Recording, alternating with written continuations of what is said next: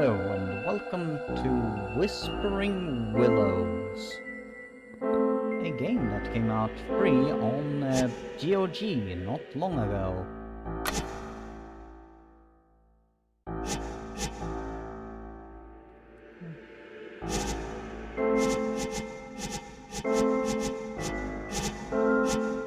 Profile name, Lena.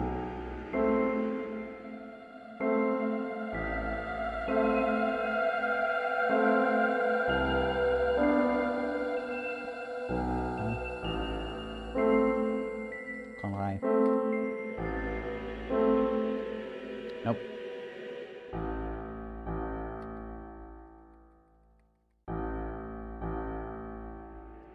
Okay.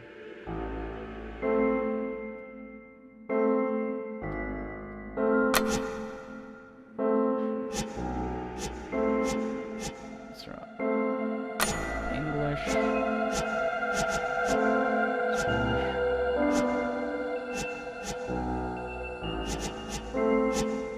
I don't think that this game was thought about to run in.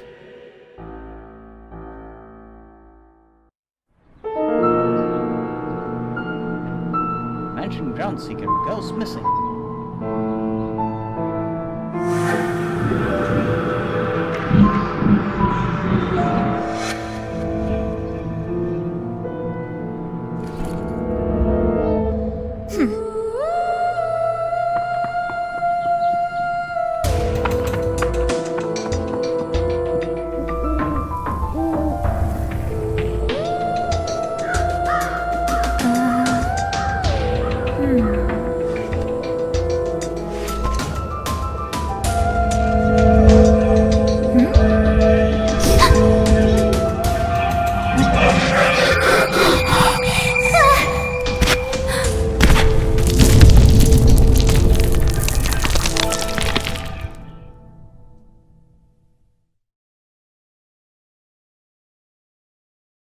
Wertham's War.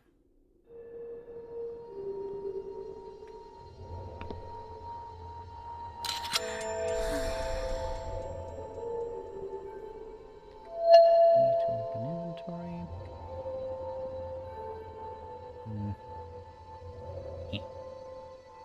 Go out there.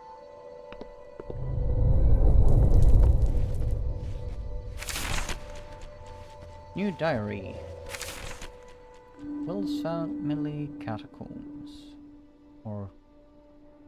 yeah, catacombs. Combs. How do we pronounce it? English is not my first language.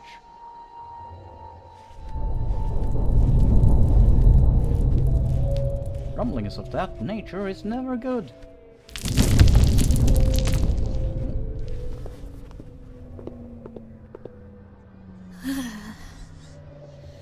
But why? It's catacombs.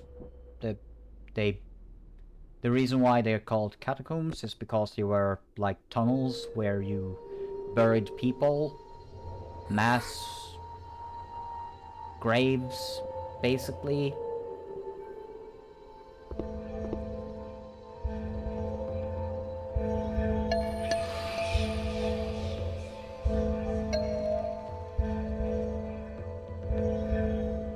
Lena, the amulet around your neck was crafted by the first high shaman of the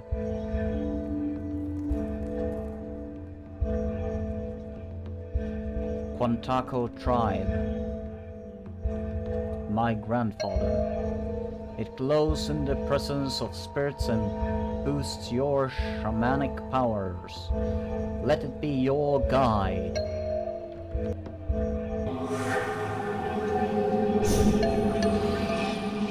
Spirit body may drift from one another, but must be joined as one in the end. A fragmented life cannot be lived. I lost my body and look at me now, but perhaps you can help me find it.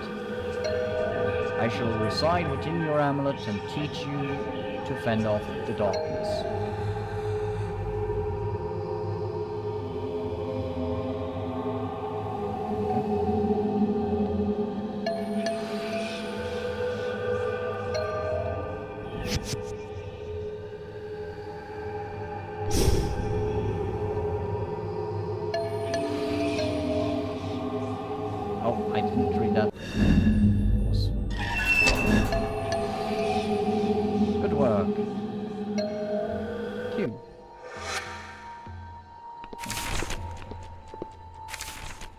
Enter Flying Hawk. I can hardly believe it. I just met a ghost. His name is Flying Hawk and he is one of my ancestors. He told me my amulet has power and he taught me how to use it. Now I can take control of my spirit. This is just what I need to help find Dad. I was feeling pretty worried for a little while. Pretty worried for a while, but I don't think anything can stop me now.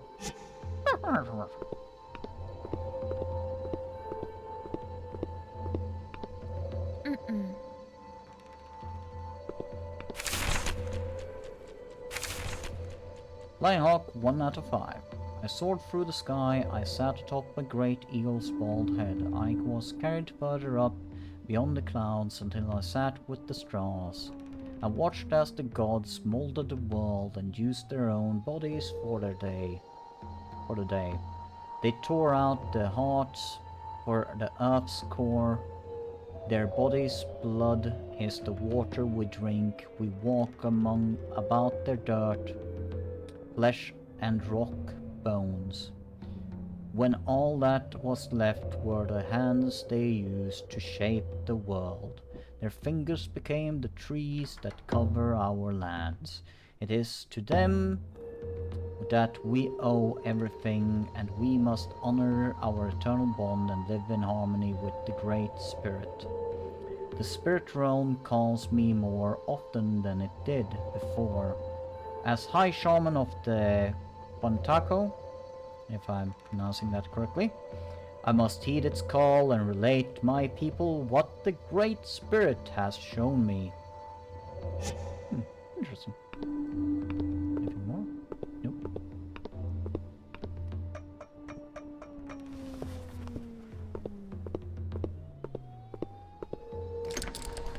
Crescent Moon.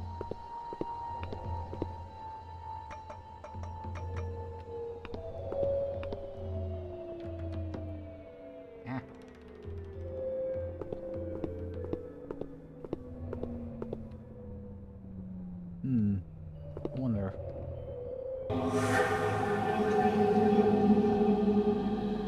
Nope. Okay.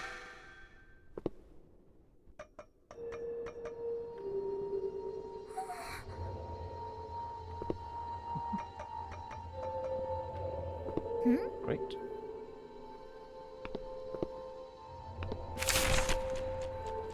Note. Might as well read that later. Okay, we have a ladder there. A open door. A ladder.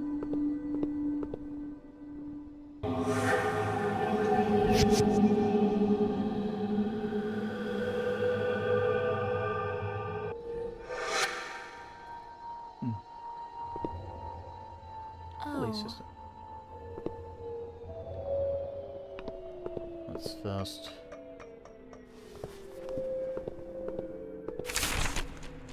This is number 2 of Flying Hawk. The great eagle returned and took me upon its bare crown again. We flew into the air and rested on the clouds. I could see beyond the horizon, and what I saw choked the breath from my lungs. As my heart was rendered from my chest, the earth turned in on itself, and so too did my skin. The world was in certain upheaval. Pale figures marched across the land, and brought with them blankets of death that covered my people as they slept. I saw plumes of dust darken the sky. No plants grew, and giant black rivers cut across the land like infected veins. Monstrous-looking beasts of metal and industry will fill our land and destroy the bones we have worked so hard to nurture. Basically the plague blankets when, well, the colonists came over. It wasn't really the plague, but it had like the smallpox, which today is practically eradicated. and had like other diseases like the common cold that wasn't actually living in America at that time.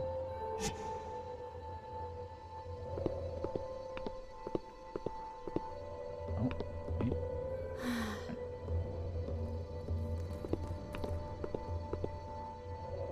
Willard Haggard.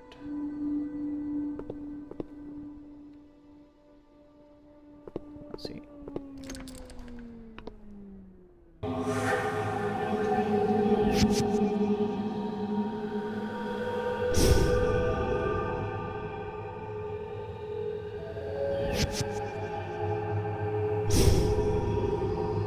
Can I actually? No.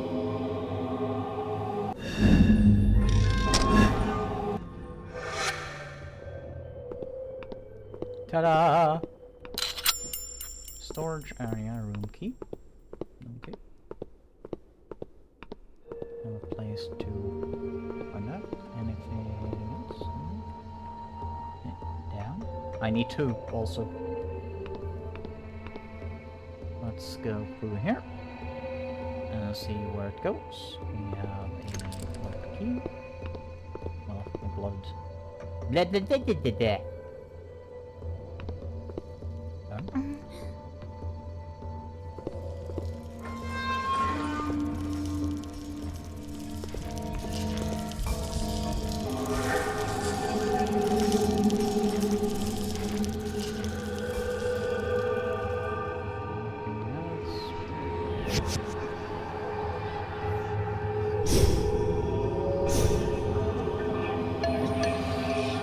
Lever opens the crypt door. Wolfram hid the lever in here to keep his secrets from escaping.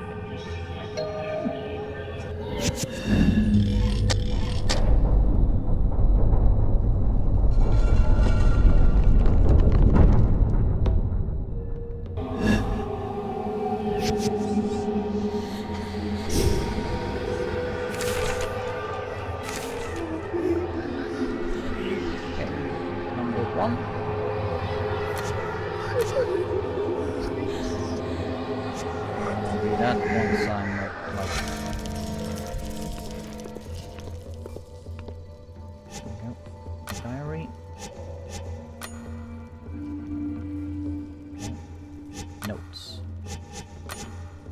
This day heralds the coming of a new dawn for me. The history books will sing my praise and would world over shall know of my deeds.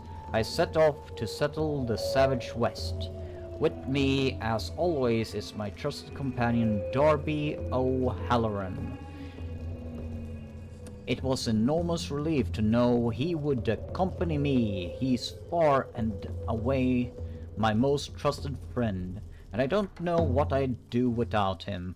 Along with us are 24 men that used to work for my father, who are now under my employ. They will be crucial in the grunt work along the way. Also with me is, of course, my beautiful bride, Martha, who demanded she join me. Staying here in New England, however, is young Marcus. He's already 16 years old, almost a man. Well, by that time standards, he was accounted as a man. Actually, they would have been men at the age of 6. A history part that many people want to forget. Understandable.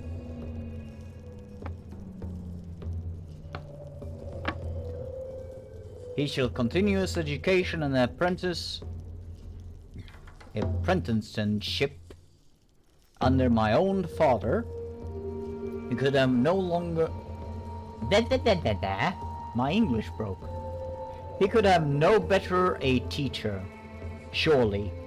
The boy pleaded with me to come along, but I told him he is needed to do what was right for the family business.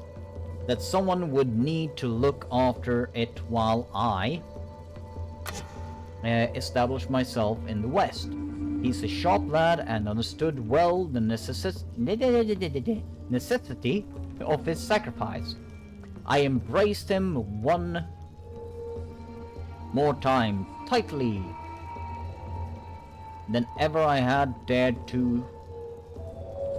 Embraced him more tightly than ever I had dared to do.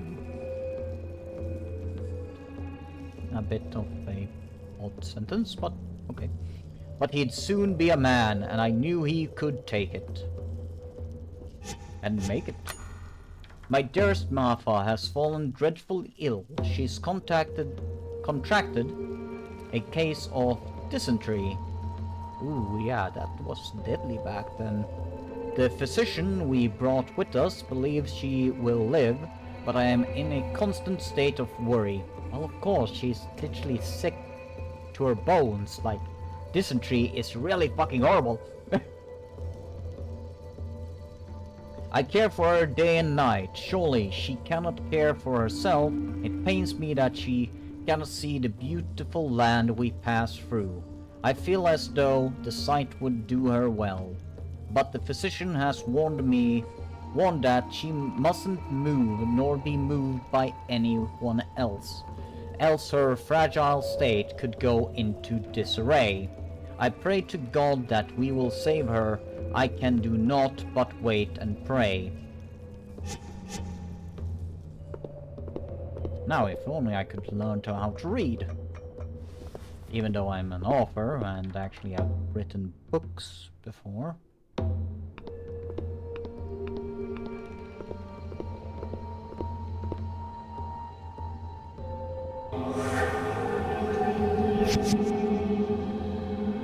Little neat detail.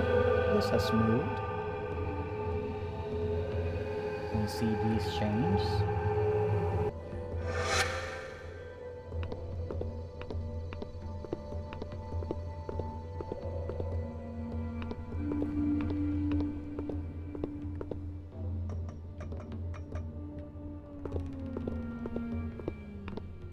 Well, funny that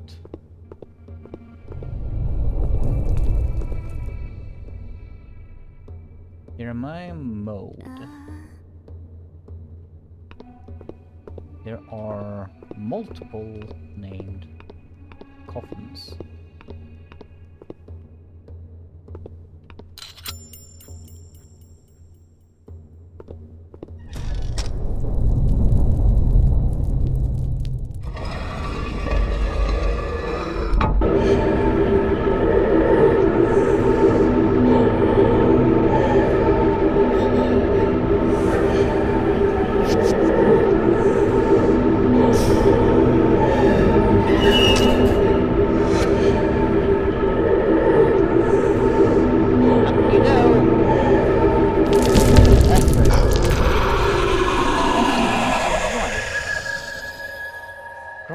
Has plagued this place since my death. It festers beneath the surface like an infected boil. Well, considering that most people that probably died here died during like diseases, plagues, and war, since like there was a huge ass war between the Indians, the natives of America, and the colonists that came from England, Sweden, Norway, Denmark, and a lot of other countries, because, well, this was the land of the... well, this land. No, not this land. America was the land of the free. In exchange for my teachings, you must in turn assist me, Elena. I need to find my body. You're the only one who can help. What's wrong?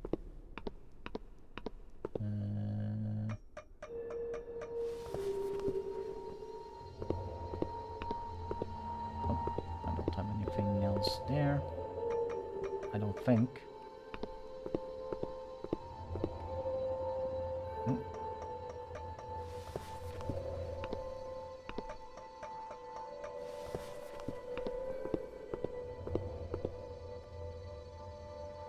Go through here.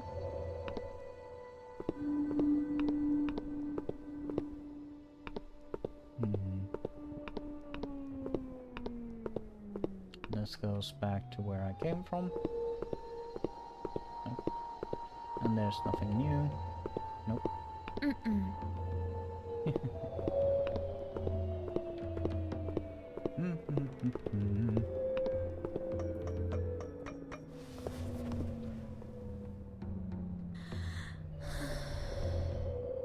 That's probably Marfa.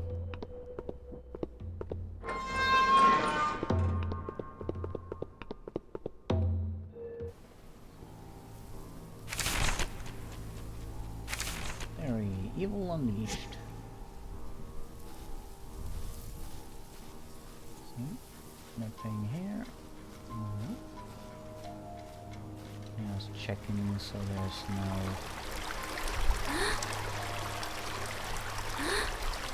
Oh yeah, those things can work for fucking ages. They are amazing. Bucket. Is there a... Yep.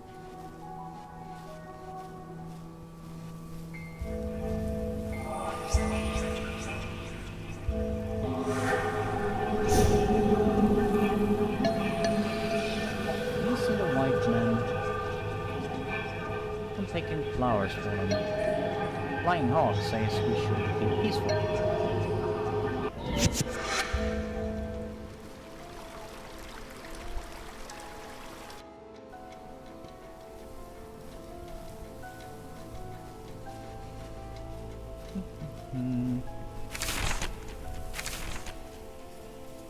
That's number 7.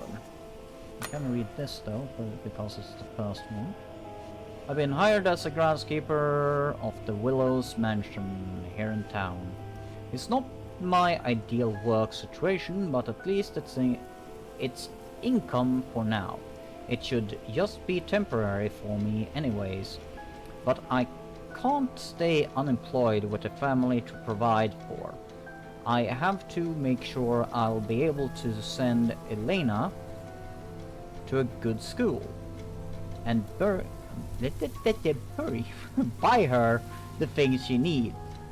I was actually really lucky to come across this opportunity. The old groundskeeper suddenly decided he'd had enough of the place after 30-some years.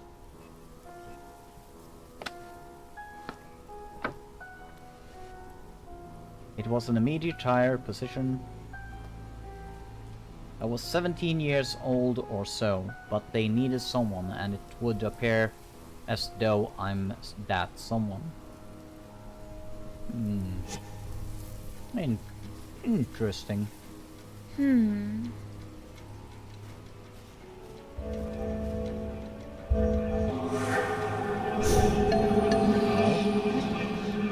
Willows Conservatory, but then didn't have anything to help the lines with.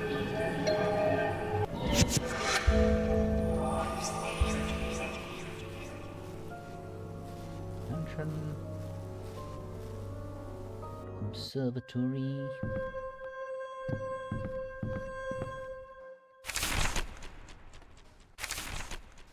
Number 4.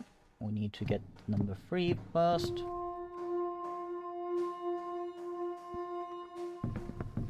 Really bad at going up and down stairs.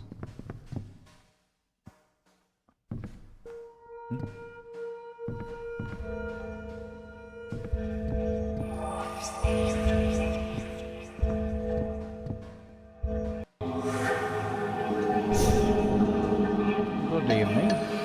I must admit, frankly, I'm shocked. It feels like I've been waiting around forever for my business meeting with Mr. Willows.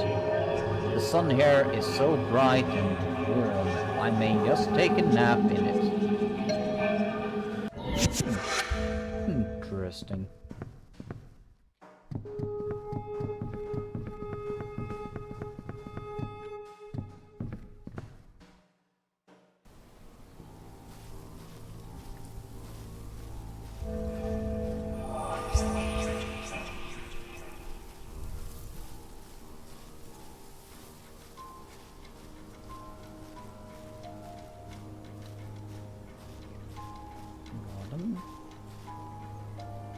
Mansion.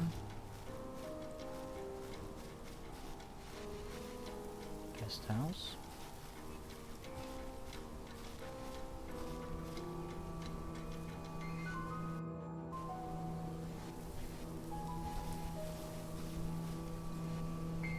Tool shed.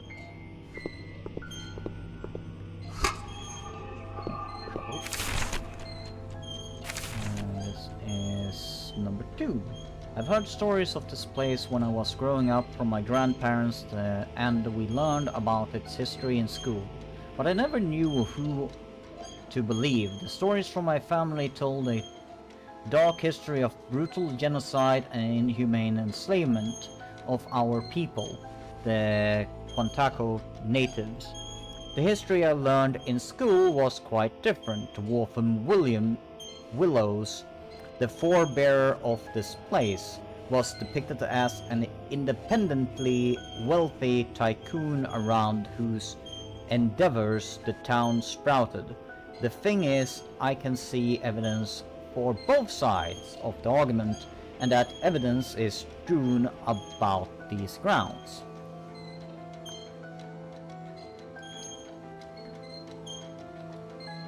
Really nice.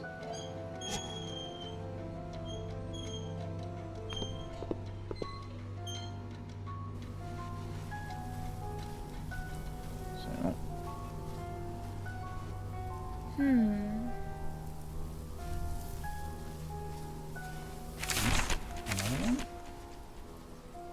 Blair LaRue. I arrived in California last week and have luckily already managed to find work for myself. I am a dancer in the local saloon. It is not the glamorous life here I had imagined, but it is something and that is all I need for now. The saloon also runs a brothel in its walls, but I could never resort to such a profession. Most of the town is owned by a man named Wolfram Willows.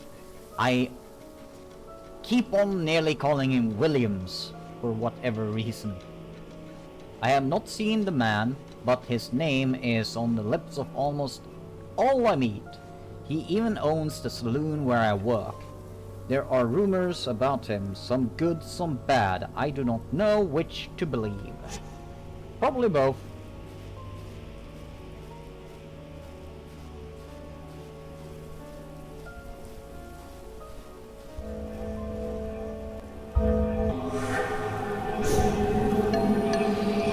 Madame Low. Oh my, it has been quite chilly as of late. Please take my coat. A lady such as yourself shouldn't go cold. Why, such a gentleman. Thank you kindly, sir. Oh, I assure you, miss, the pleasure is all mine. Now take my pants as well.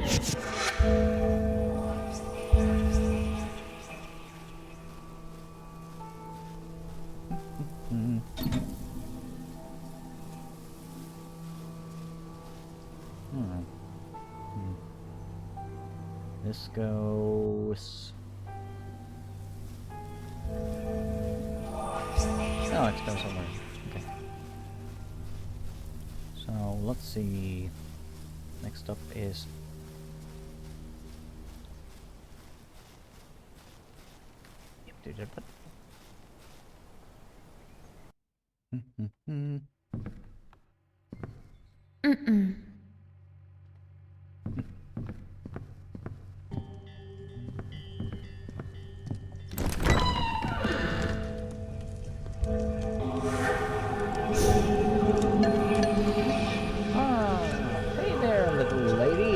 play a tune that's as pretty as you. No, that's not it. I must apologize, little lady. I cannot remember how it goes, and I don't have my sheet music either.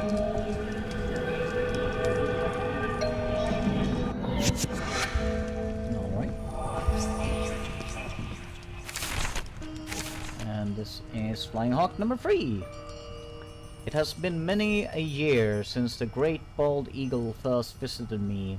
Its visit is always a sign. I must take great care to decipher the meaning of my vision. The pit in my stomach warns me of what could be if I do not. I flew once more with the great bald eagle, but this time he did not show me what was or what will be. No, he instead showed me what already is. We traveled east across the land to where the white men live. In their busy cities with their busy lives, they are removed from the Great Spirit's presence, ruled by a different god, one that manifests their destinies. I could see the spread of these people like a sickness within the body. They grow and expand. I saw trails before them that blazed with fire and gold, and glimmering in the men's eyes, and they were entranced by it. It is their fortunes they saw within these fires that these white men desire. Riches these men shall seek, but only turmoil and death they shall find. I awoke violently from my trance, my blankets drenched in sweat. We must ready ourselves for their coming. We must be in the queue. We must be the cure for their sick spirits. If not us, then whom? The duty falls to my people, for we are those who have been shown the way. We must protect our way of life, not throughout violence, but through a communion with nature and with one another.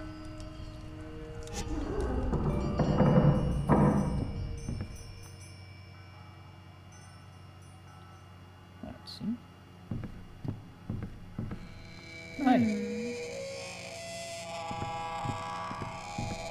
That's quite a nice stove. This is number 4. At last they come. It was foretold to me years ago, but the visions are still fresh within my mind. We have heard from tribes we trade with that the white man is on its way. Their expeditions into the west have come and gone, and they have found it a place worthwhile. The other tribes brings news of the east. What we have heard does not bode well, but it aligns with what the great bald eagle showed me. We have heard tell that the white man is violent, that he kills indiscriminately for gain and for pleasure, heedless of his god's laws. We must now do more than ever to show the white men that we can live together in peace. We are the creatures of this earth, and we share it common bond. We shall accept them as the brothers to us that they are.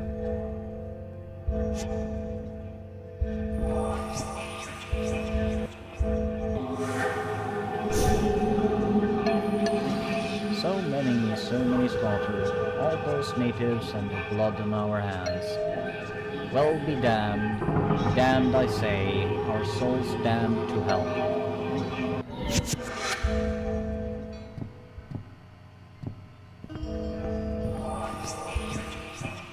It's not that bad. Well, killing of all the people, that's bad.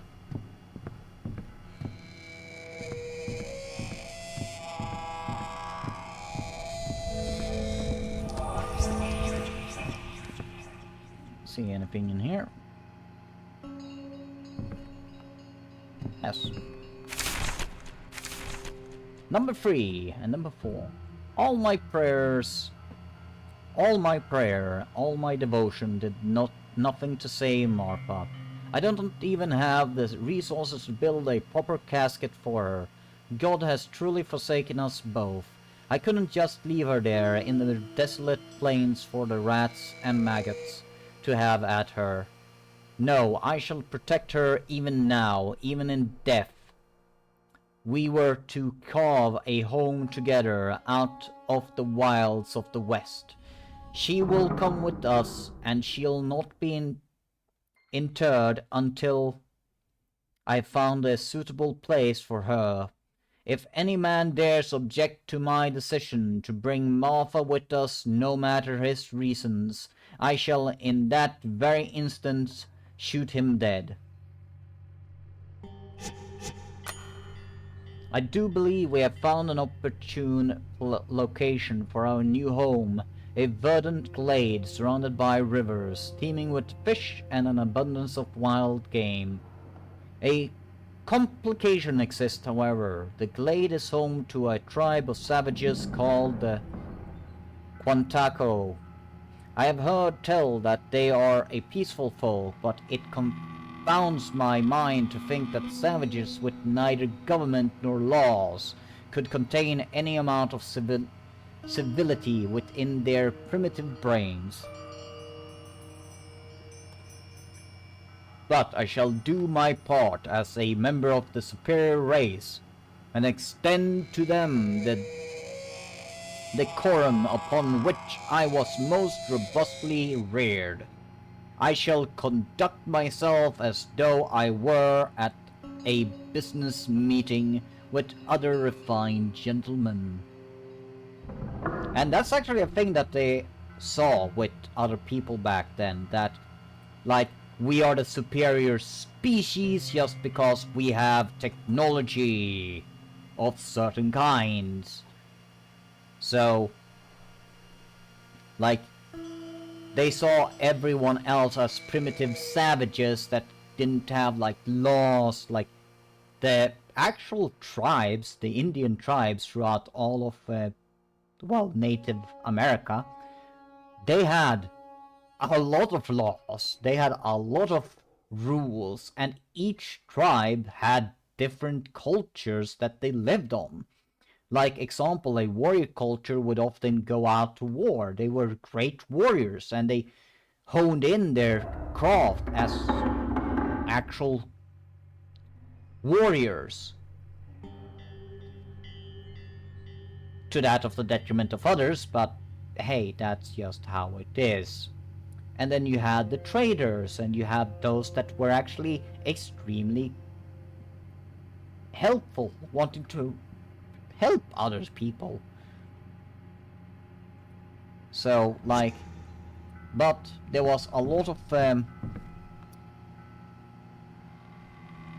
colonists that didn't see it that way, because they saw everything else that wasn't like toting a gun or something like that. They saw them as always. Oh, that's also locked. Okay. As something that doesn't really have any real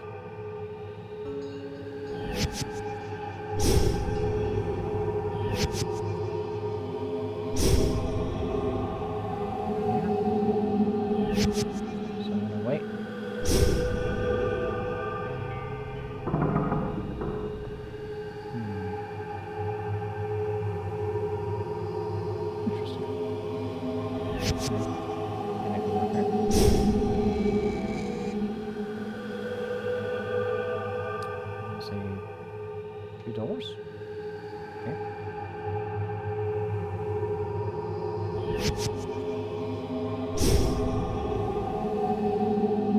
Let's get that thingy moved.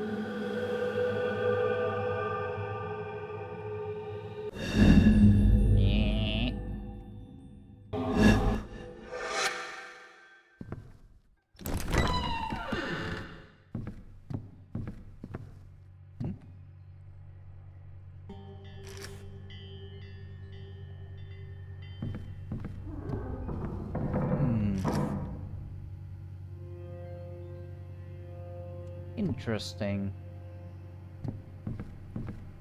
Why would I open the curtains?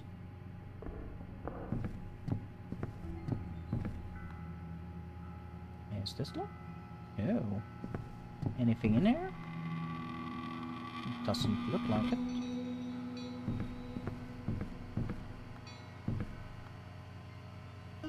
Oh, wait.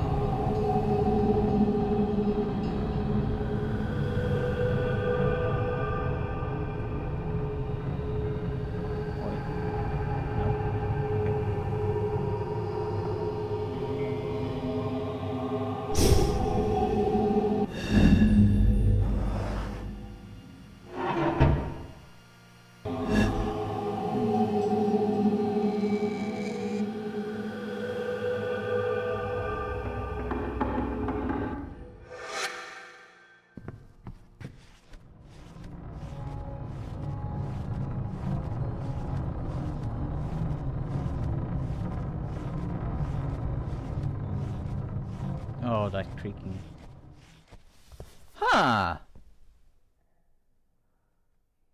That's interesting. Oh no. Oh, that's not a good thing. Okay, so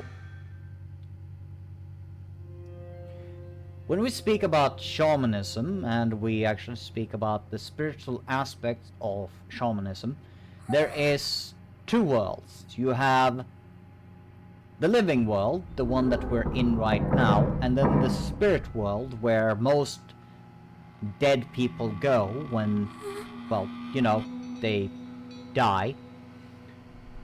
Now, physical objects in our world can be actually altered when we look into the veil of the spirit realm.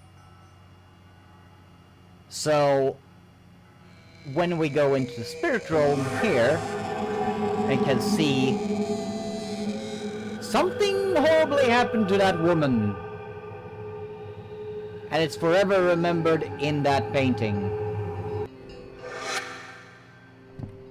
So she can be like a vampire right now.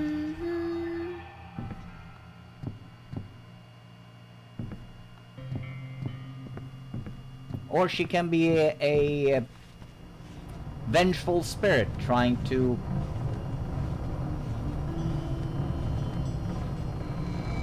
get her revenge. That we don't know.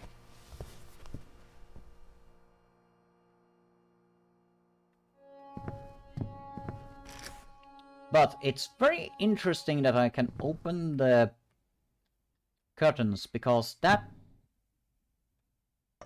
has something behind it. Mannequin.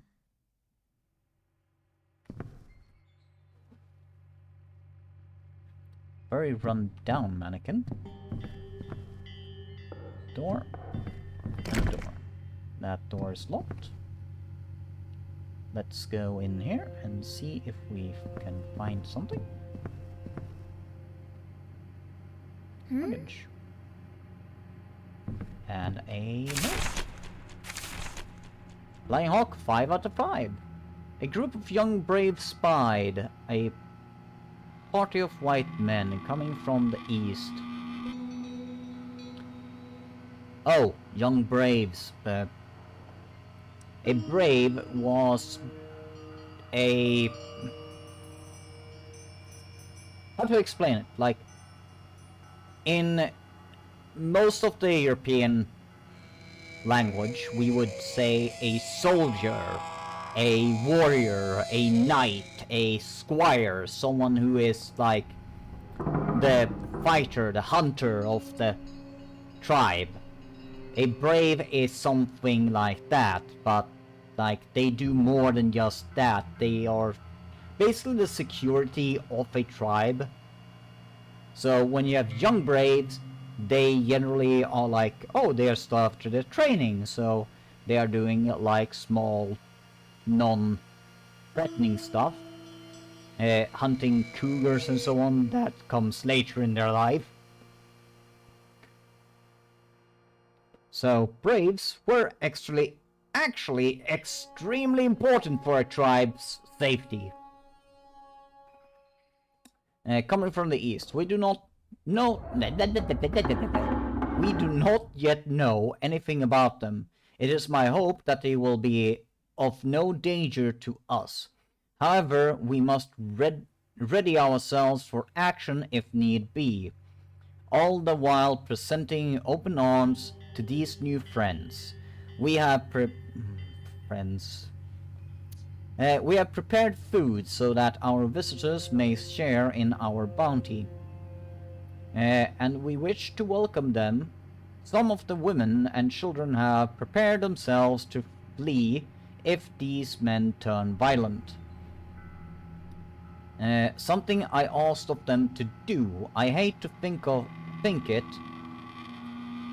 but we will need people to continue our line.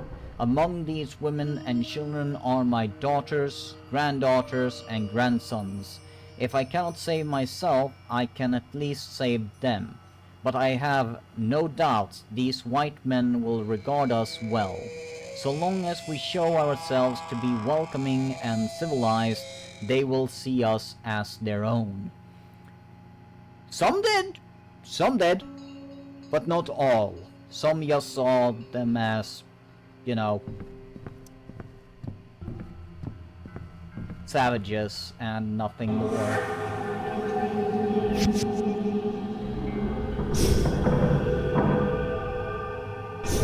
Hello. I pressed the wrong button.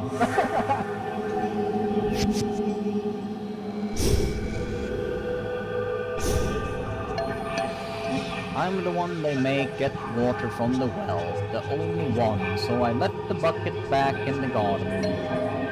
When they cannot find me, what will they do? Go thirsty, that's right. Huh.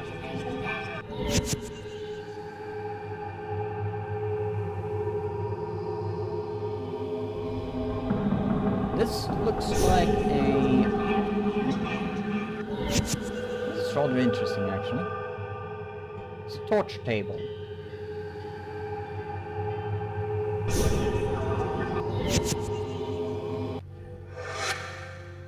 Why is there a torture table? That's the good question.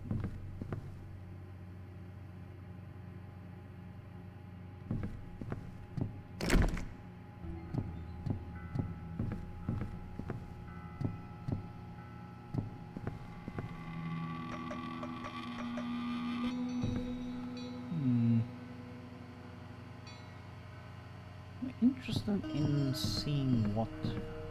Also... Can't rest until I find Dad.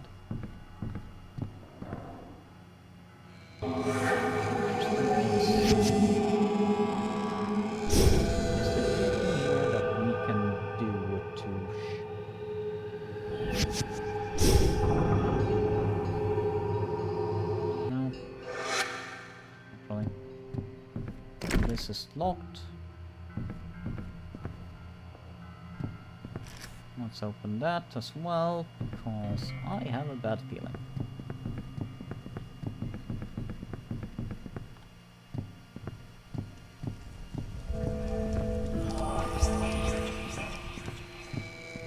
Though, I am interested in seeing... Ah, it's that. Okay.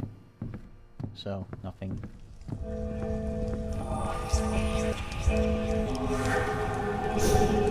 Hello!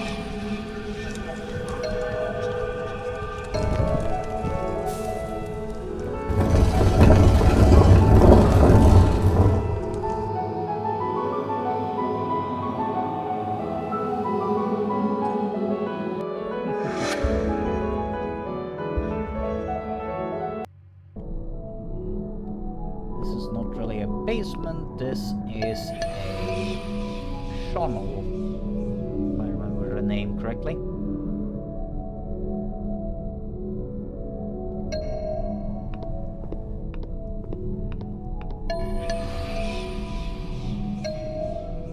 Well, good thing I have a shovel.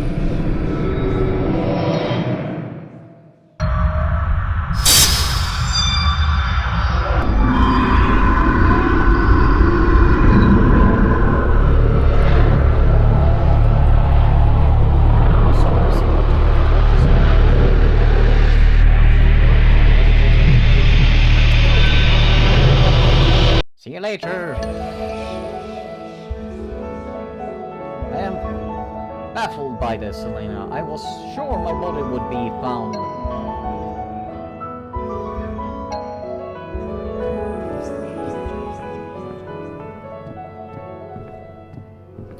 Well, I think we're done here. I think. Grasping at straws.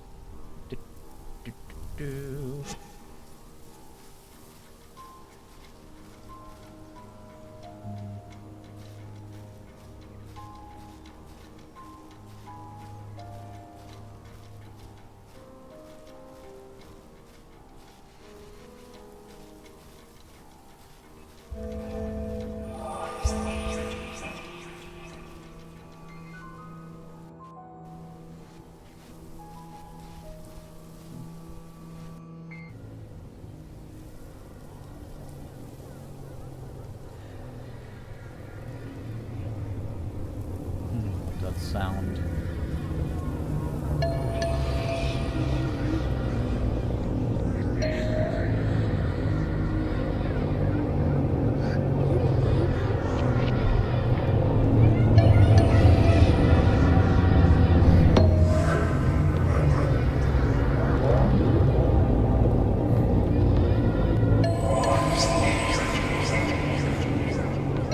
You're welcome.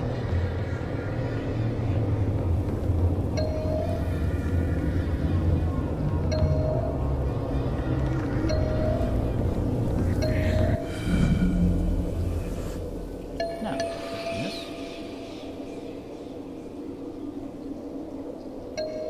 Very well. Now the question is, what the hell can we get out in? Because that looks like a... not a vortex. Not a rift. There was some, like, a connection between the spirit world and the living world that has manifested in some form that has allowed for people to basically do not a seance, but something else, like Forever Alone. Flying Hawk's gone. He's resting in peace somewhere. I'm happy for him, I really am. He'd wandered this world for far too long. Okay,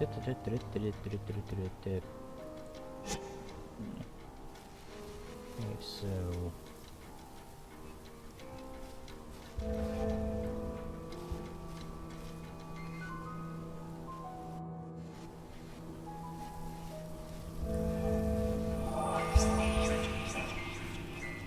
Nope.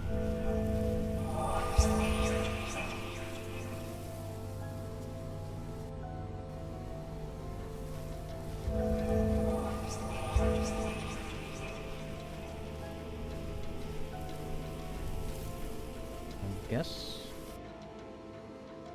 Chapter 2. Wolfham's Warrior.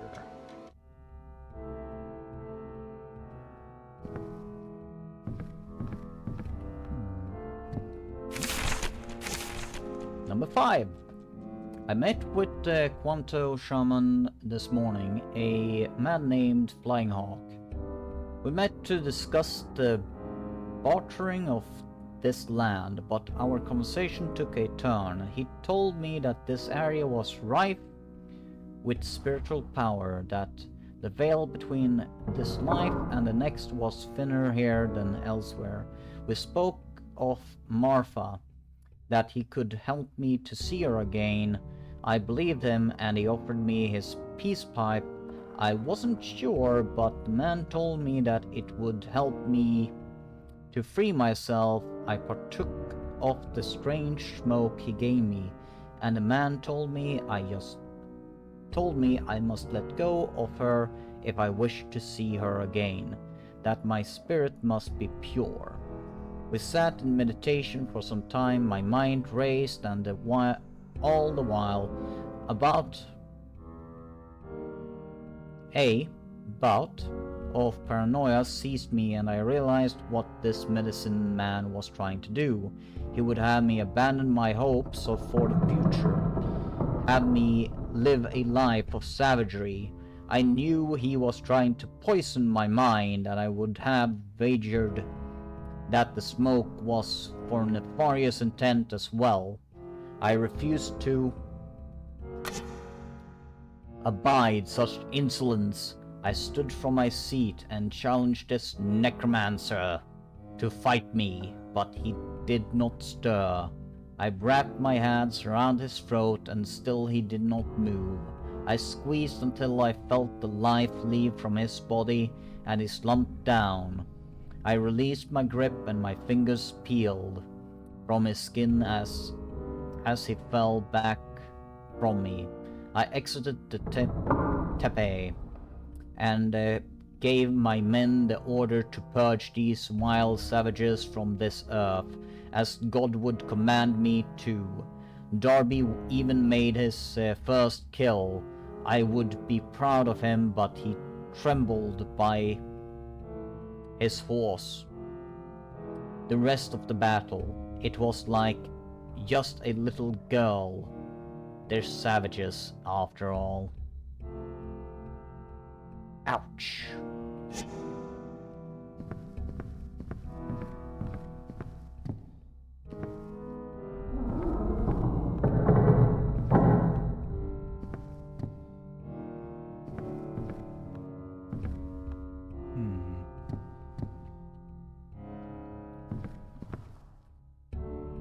Interesting room.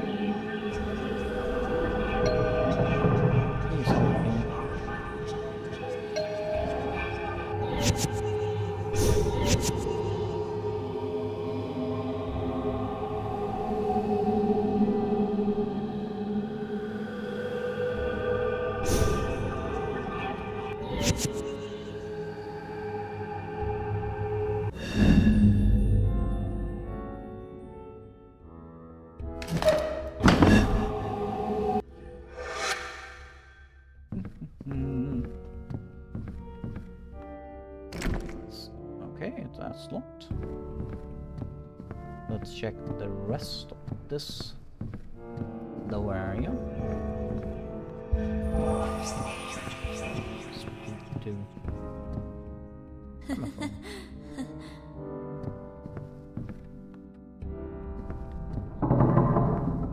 Estriel! No! It's been played too much. No, it's just a wee lass, Wolfen's me best mate. Ya won't be getting past me. He didn't want to see the likes of you. Me wife's more inclined to wasting time with little girls.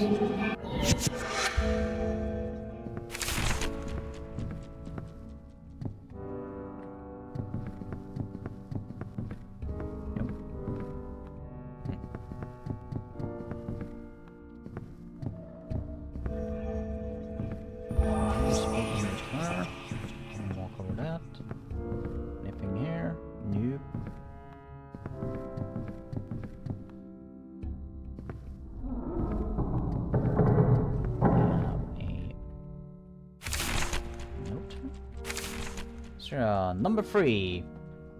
I'm among the few remaining of my bloodline, descended from a line of powerful shamans. I may not have the powers they once did, but my attunement with nature remains the same. It's taken me some time to recognize it, but there's a subtle energy at play here that permeates the very air I breathe. The veil between the planes of life and death in this place is thin. Spirits seem to pass between planes as though through osmosis. It's almost indescribable the way I can feel their presence here. I want to know what it all means.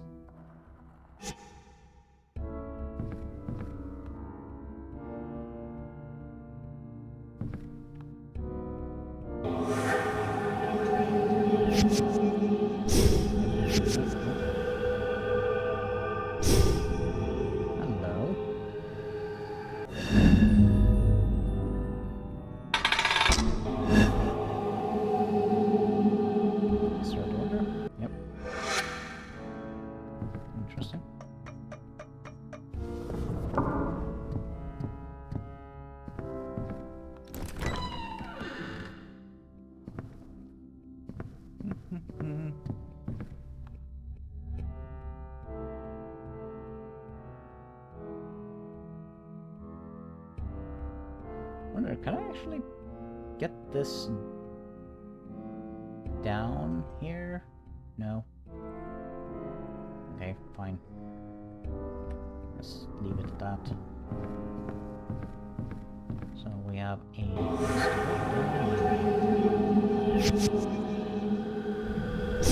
Hello.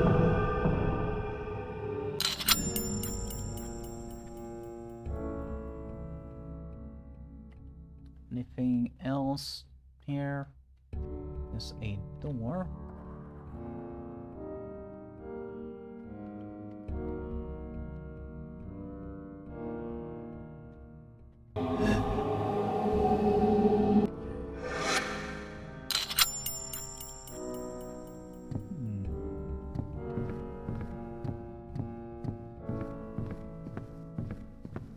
We have a key.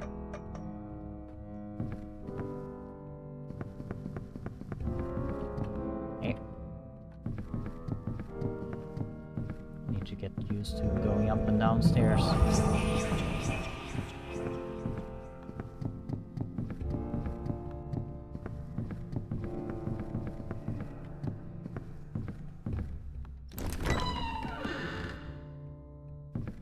Trophy room.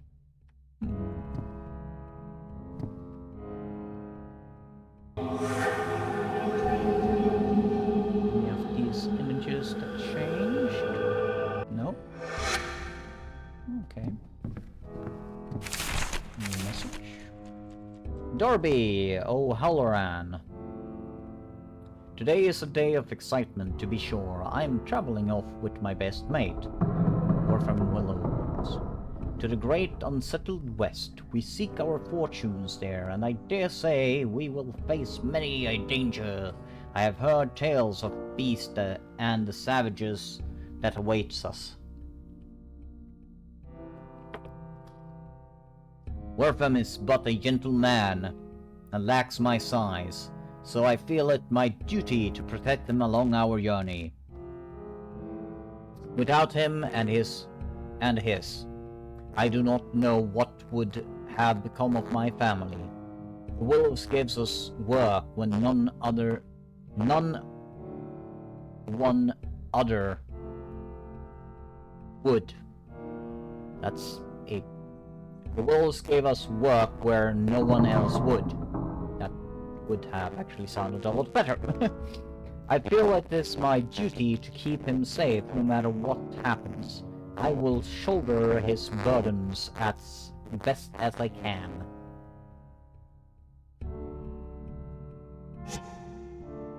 Though, we are also playing a game that is like they are from a time when they spoke differently.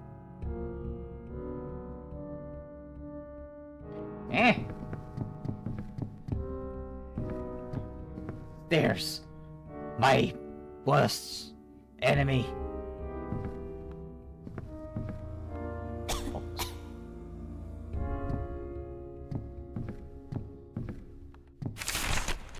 Okay.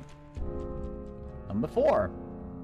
I've enjoyed delving into a mystery of this place. There's so much to learn, and I'm not referring to all the books and pieces of history that just collects dust. No, I speak of something else entirely. When I was a boy, my grandfather taught me to commune with nature, that it was the most spiritual endeavor I could hope to perform. At the time, I didn't understand what he meant, but spending time here has opened my eyes to the truth of the old man's sage words. I can admit in these pages that I've seen things no other living man has seen. I ventured beyond the mortal coil and found the other side. I've come back, but not wholly unscathed. I feel marks upon the fabrics of my soul, but what that means I don't know yet. No. Oh.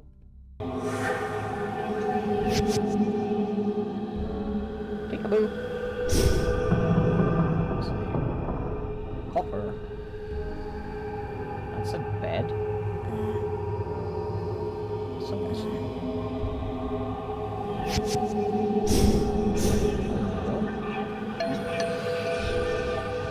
Hi all. I'm one of Wortham's many guests. A pleasure to meet you. Emiko Minami. It's a pleasure to meet you too.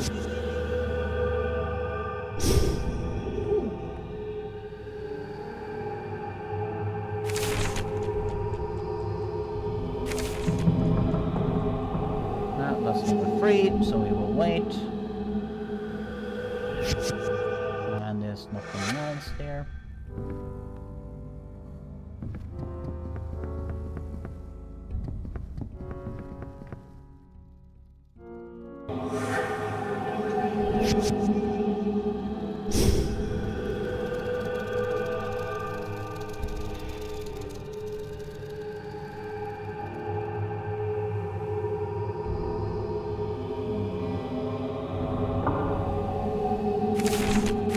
This is number 3.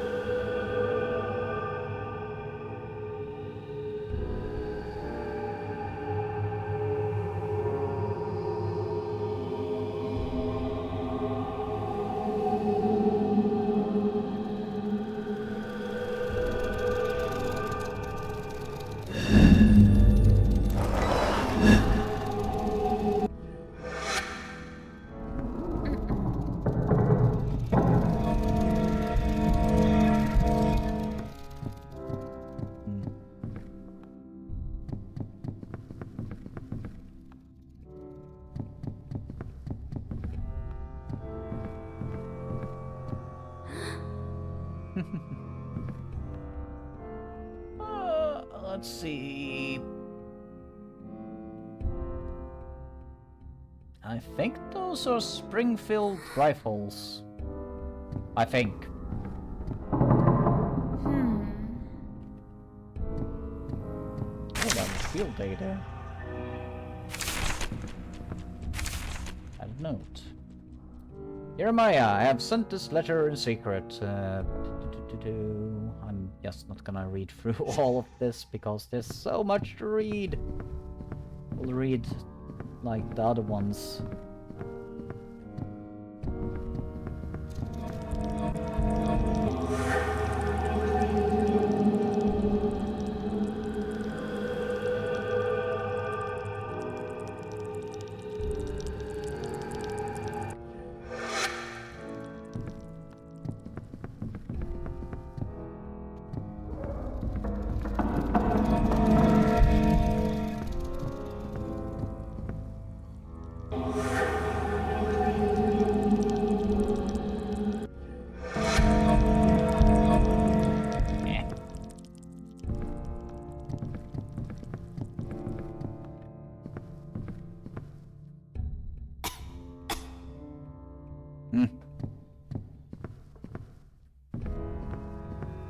That one is not.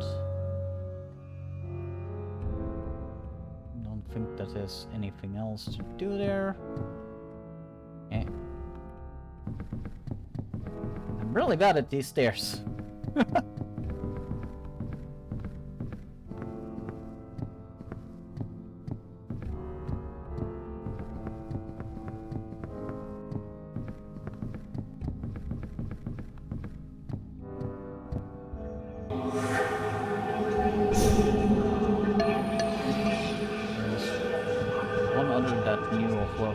Deed before I met my end. I was to have a secret meeting with him.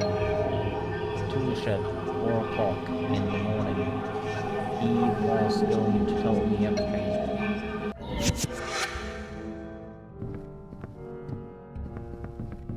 Okay.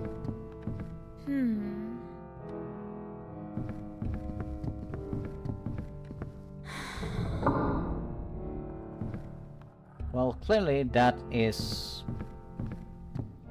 like Warfram. There, Warfram. However you pronounce his name. Tool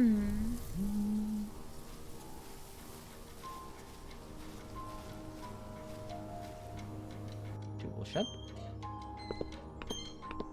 Grandfather clock. 1, 2, 3.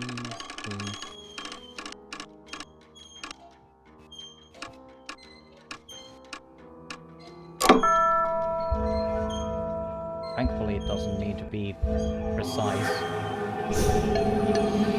I ain't supposed to tell, but Mr. Wharton asked for my help one night. I dug a grave for Mr. Jarby. I kept it a secret till now, but I couldn't told it him anymore.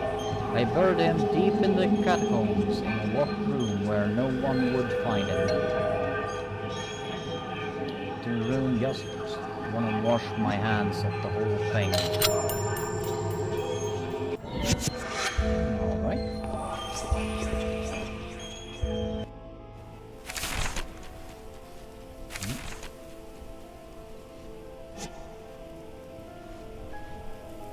Friends like these.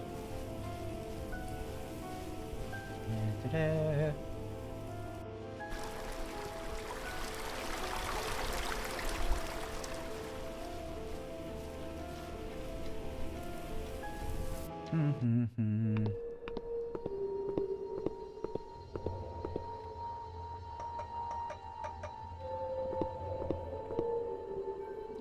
Go in here.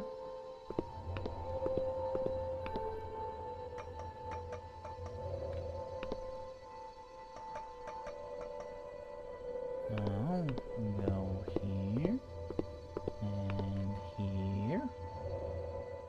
If I'm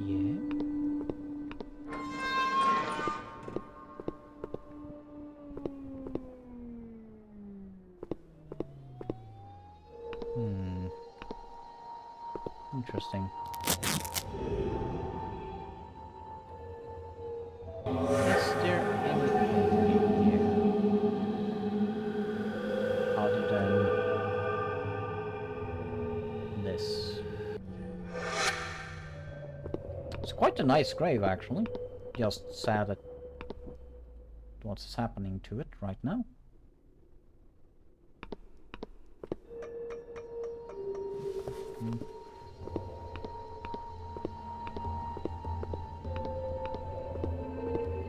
Wait. I'm going the wrong way. Derp. Derp, derp, derp, derp.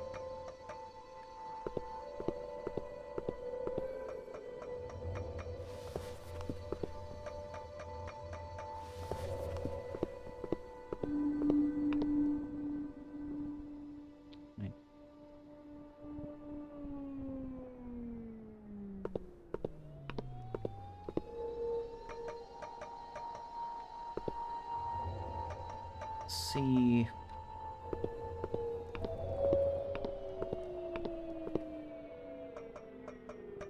This might be a waste of time, but I don't care. It looks like it's made in a rush. Okay, so it's named coffins after the specific spirits that are still around, so I guess that there are some parts of it that is still needed, like is there a there's no there. No. No running.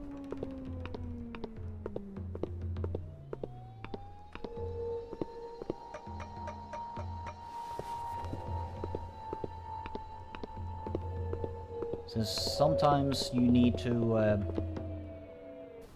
like deliver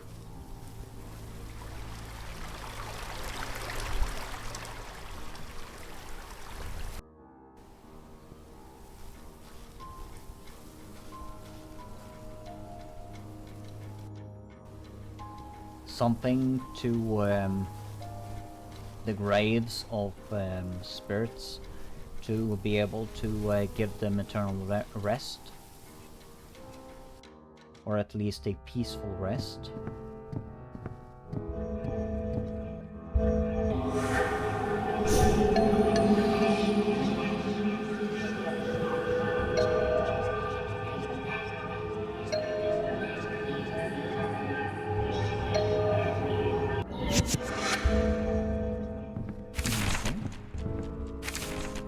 Tattered remains.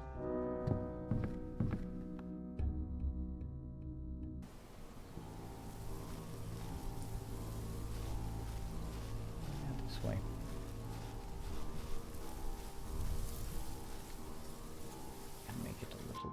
quicker.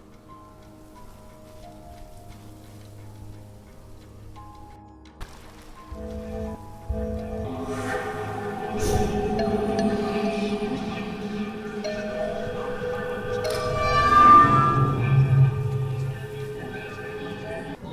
nice. She wants to make a bouquet.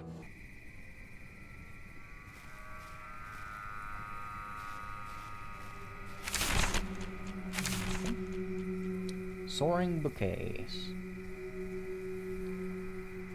Through all the dreary of this place, I met a little girl, and she's actually happy. She's just the cutest thing.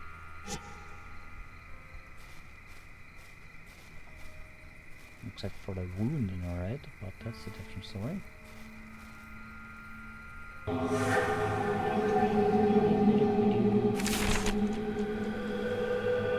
So, that's number 2.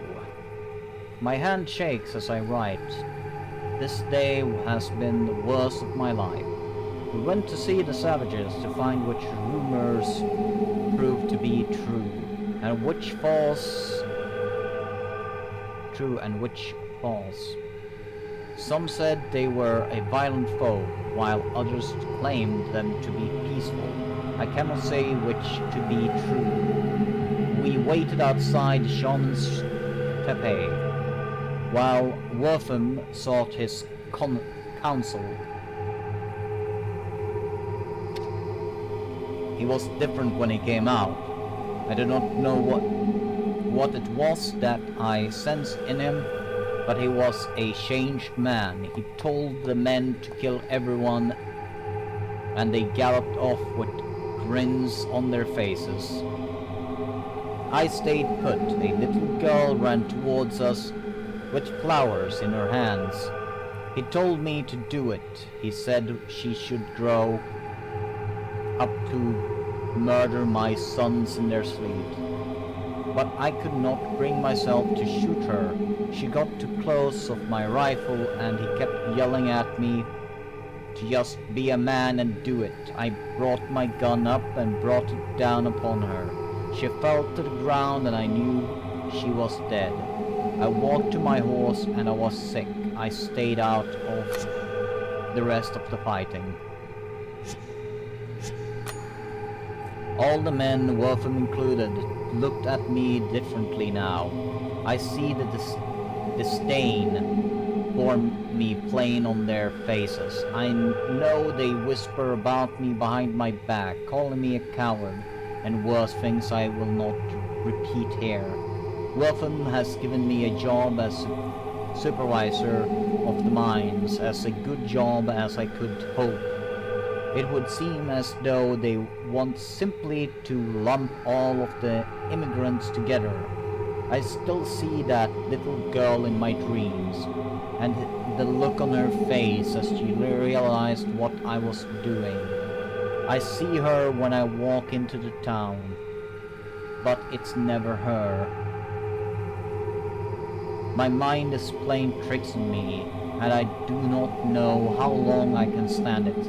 Seeing her troubles me to no end, and I awaken in the wee hours of the morning, drenched in sweat, my heart racing. I still have my shirt from that day, and I wear it under my clothes at all times to remind me of my evils.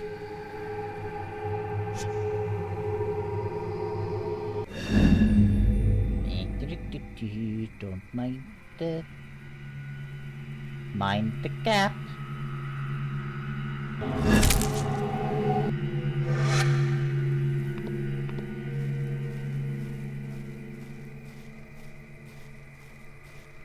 Anything that way? Nope. Okay.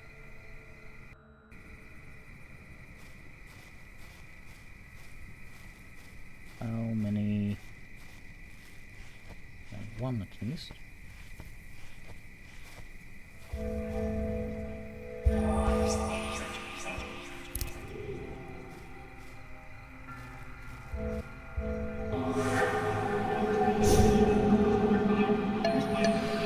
You don't want to come to my neck of the woods, cause you know it's broken and whatnot. You could say I'm in limbo by the looks of me.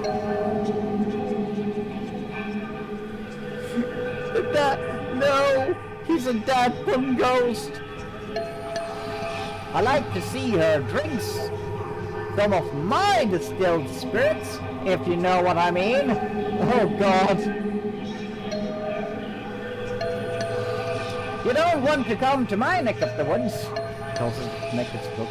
When ghosts are sad, they say boo-hoo-hoo. In life, I was a comedian. You can guess why I killed myself. I was happy to die, so I could move on to the afterlife.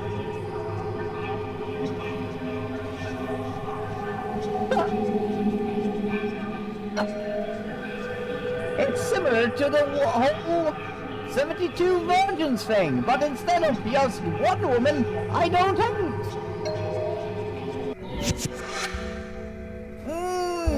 That buns. Yes.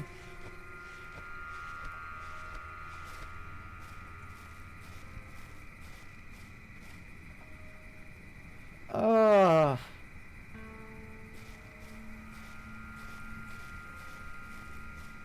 do we have this way? Can I take that? No. That's locked. Okay. Let's check this while we're...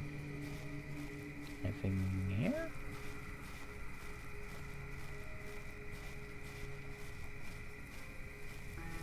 I'm so going to get lost in this place. Okay. Let's start with this one.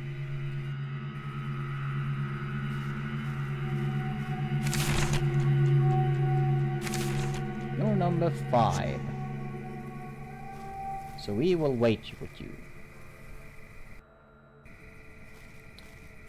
Okay. You go in here. We have a key.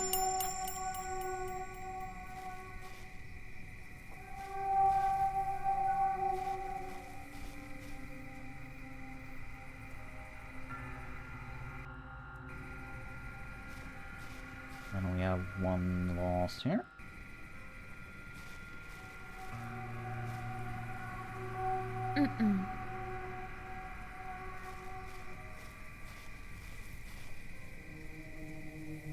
Okay.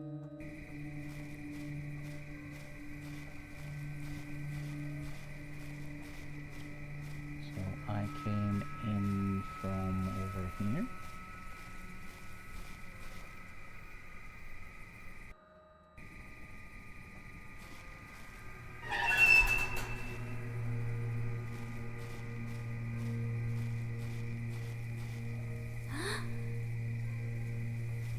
We have 1, 2, 3. Another note. This is number 4. Okay. Despite all my troubles, I have managed to find myself a woman. Claire is her name, and I reckon she has to be the prettiest lass in town. Like me, she hails from Ireland, and when we met, we knew it was love. We married just last Tuesday, and neither of us could be happier together. She knows of my past, and she helps me through my terrors in the night. She holds me and tells me everything will be alright. Again, I do not know what I would do without her. She is my reason for living anymore. The image of the girl yet haunts me. I feel the need to find some solace from my acts. I've been looking for any of the Quantaco or Taco that may have survived the massacre. I have found some survivors, but Wortham does not know of them. He can never find out they exist.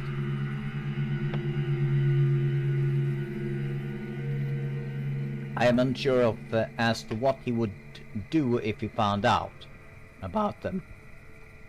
They are but a loose group, yet they remain. I prostrated myself to them. Procrastination in this time and age? No! Inviting their punishment for my misdeeds.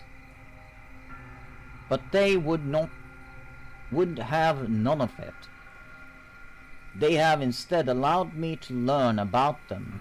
The little girl I killed, her name was Skyflower. Why, I do not know, but having a name to place to her brings me some measure of comfort.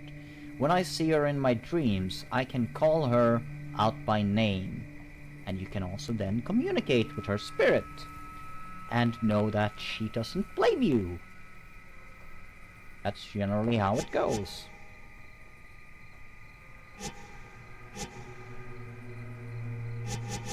It would be nice to find the rest of these also.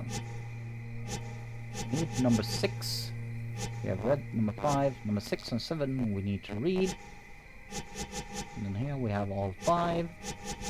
We have read all 5 of those. We have one more to find. Okay, so let's start with this one. And it has more things to read. I really need to go to the toilet as well. Number 6. Actually, I will be right back.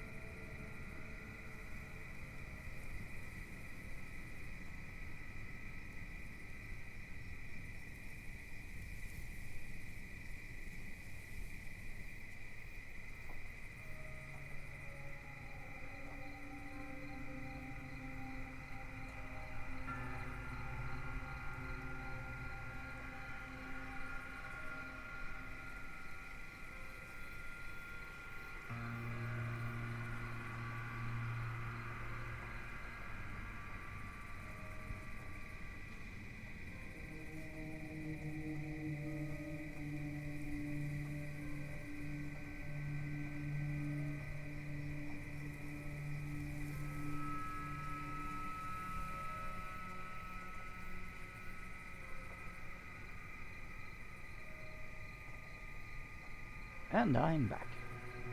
Oh, let's see here. We dug pits to dump the corpses of savages. Uncivilized folks don't deserve civilized graves, after all. For that traitorous shaman, however, I reserved a special grave. I have allowed his body to rot in the sun while we dug our well. I had him buried deep down where not even the worms will reach. We lost only 3 men in the assault, which any lieutenant in war would consider acceptable. One of the draft horses fell through the earth as she pulled a load behind her. We investigated and found she had fallen into a pit that led into a series of underground caves.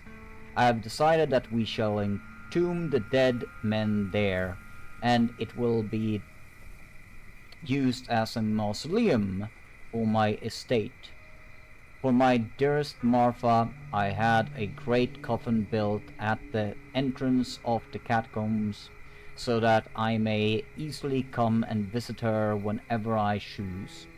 The walls of the caves contain veins of possibly precious metals, and we will also use it as a foundation for our mining. It will expand in time. This is the beginning of my good fortune. Young Marcus wishes to visit me here, but I have taken up residence inside a meager farmhouse that I commissioned the men to build for me. I do not wish for him to see me living in such a hut, but my means now allow me to live rather more comfortable, and so I have decided to build a mansion befitting of my rising wealth and stature. As my wealth grows, so too shall my mansion, and the extravagance of its grounds.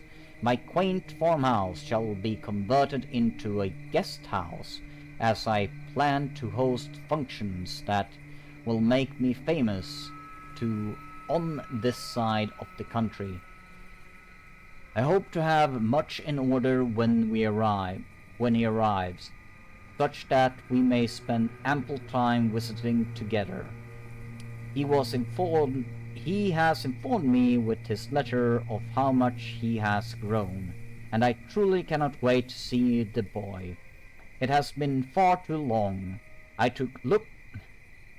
look forward to seeing him and getting a glimpse at what his mother has shown up inside him. Eh? Shown up inside of him? Okay.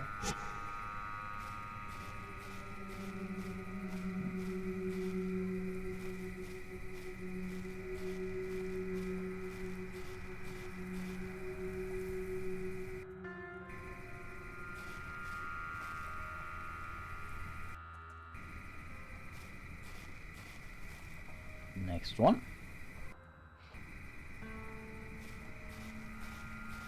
Hey! Ow! Sorry about that.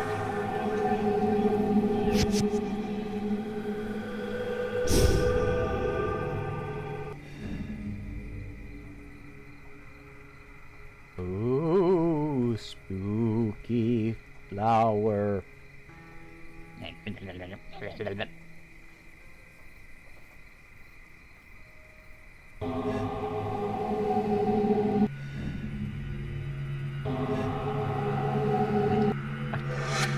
That's no one. I think the one button. That's my English also breaks. Okay, so was that where we came in from? No.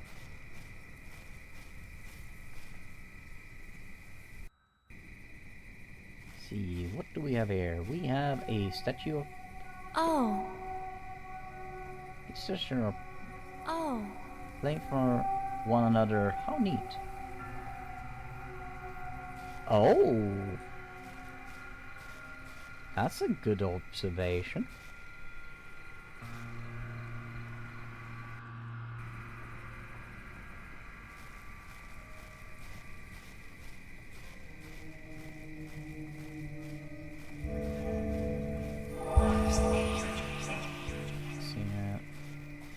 Anything else? This is the way out, I think. Hi, doggy.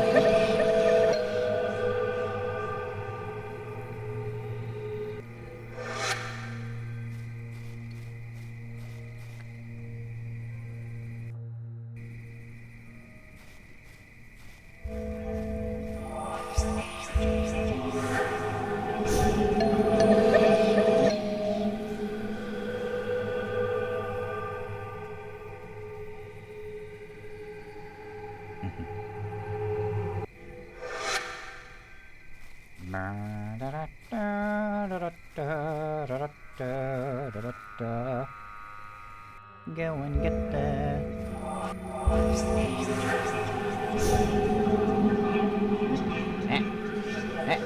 Speak, Butoy. There we go.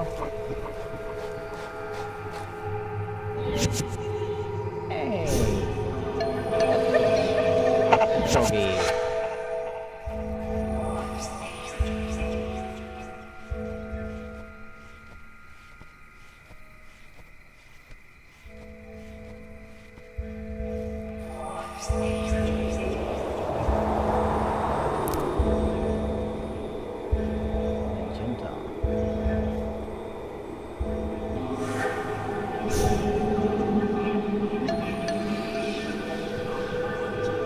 Hi, I'm Marty Simmons.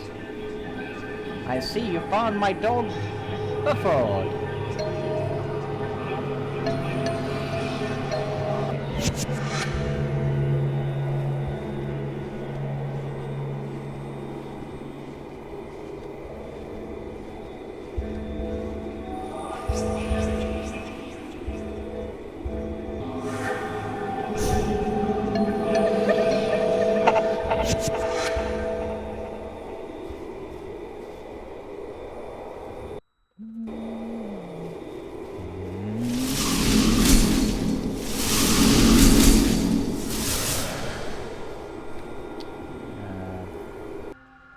This way?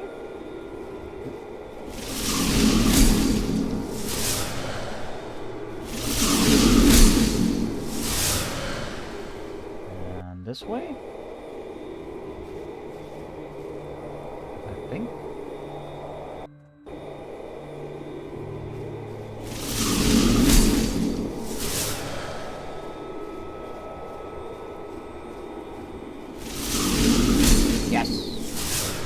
I think I've looked through all of the places to find all of the notes there, so... Yeah, okay! Hey!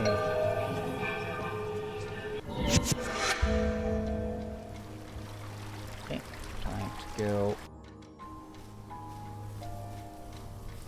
and back.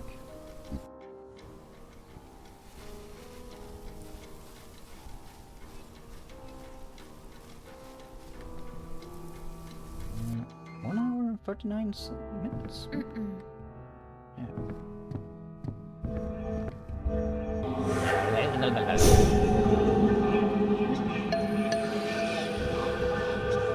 At last, I thank ya kindly for the gift. I can't even tell ya how sorry I am for what happened. I don't deserve your kindness, your forgiveness. But she forgives me. Thanks, Elena.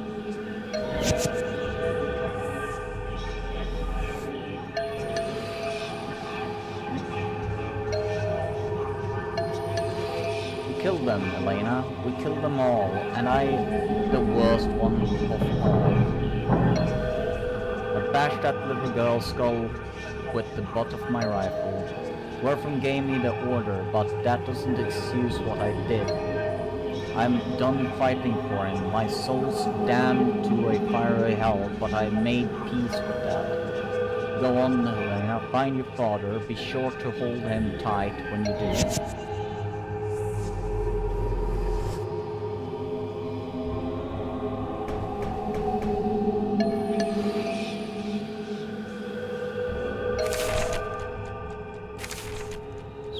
Darby to Potts.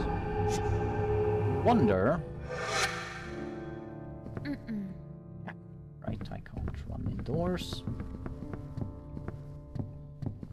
If I can now go over to where is White here.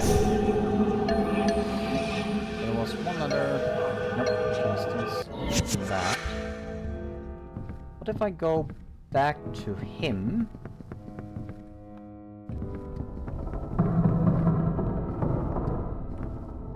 And basically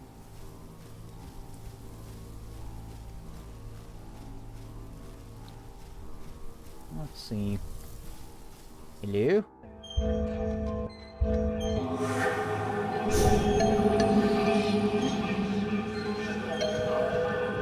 No.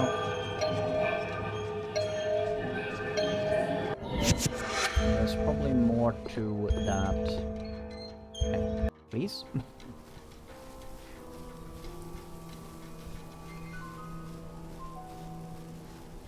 Okay.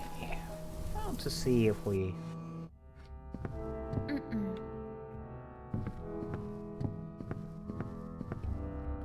have a old-time elevator. Chapter 3, Wortham's Woman.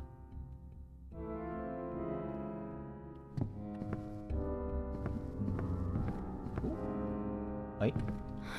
Love seat. Wait. I don't think you want to sit in those, though. Blair LaRue. William Willows won the first election for mayor last week. This place is going to become a proper town under his direction. It is said, I have heard, that he comes from New England, where the clouds are black from industry. They say he knows what a proper town is. Oh, I just cannot wait to see what becomes of my home. The future is rich with possibilities. I have met the men who came hundreds of miles to see me dance. It is flattering beyond all notion, but that is not the best of my news. The new mayor came to watch me dance this evening. I felt his eyes as he watched me, and it quickened my heart. He even sent me flowers after the show. The world is a dream, and I just hope to not wake up. Aw, she has a crush. My hands tremble, and it is all I can do to hold the pen as I write herein. I have even missed the inkwell on a few occasions. I have only just come home from the most wonderful evening of my life. I feel I need to catch my breath. William Williams, the town's mayor, the richest, most influential man for hundreds of miles around, took me out for a night on the town, and what a night it was! Notwithstanding the secrecy, I have never been treated so much like royalty. I could not believe it. Every second I was there, it was amazing. We truly had a feast, with dishes that covered every inch of the table. Afterwards, he treated me to a play. I had never been to a play before. My head still swims from all the fine wine and excitement. He is truly a romantic gentleman, this Wortham Williams. I hope to see him again soon, but for now I must rest. I can feel my heart flutter in my chest. She has been swooned. Ooh. I see a banquet. Oh. Painting.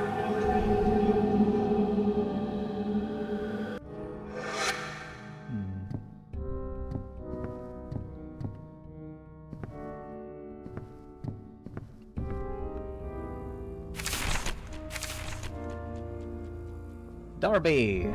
Last one. I do not know how much longer I can take this torment. The efforts of my dear Claire no longer help to soothe me when I am in the grips of my terrors. I have found myself awakened while sleepwalking, and I seem to head to the same place every night. I head to where it all happened, where my torments began. Such is my fate, I shall burn in hell's fire.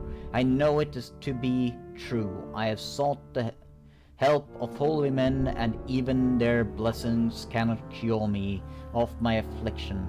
I think at times it would be better for me to find the blackness I long for. Death whispers to me in my sleep, and I want to follow it.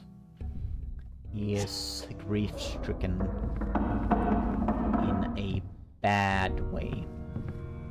Anything there? No. Let's see.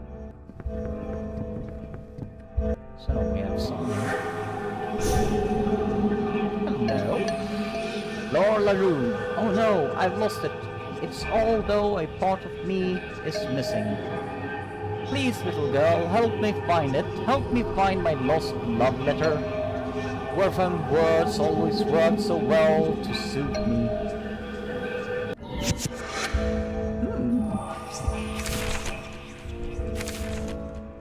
Night lady.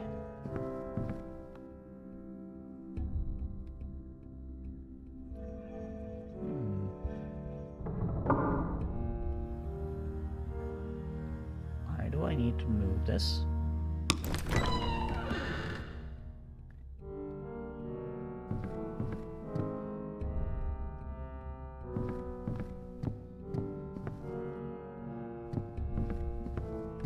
Anything?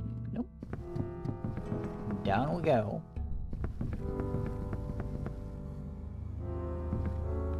Does that painting have anything hidden? No. So now we're on the other side of the study.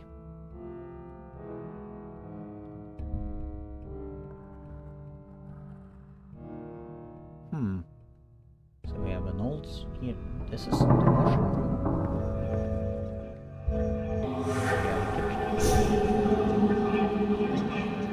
Well, you had a painful death. Found a knife with blood all over it one day. Don't know where it came from. But it was from the kitchen, so I left it there.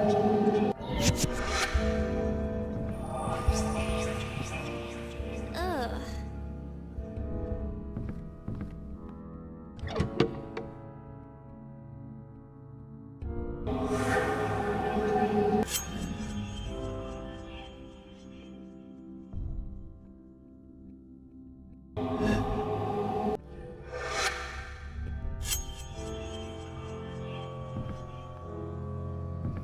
We have a bloody knife. Oh, I think I know where I need to go with that.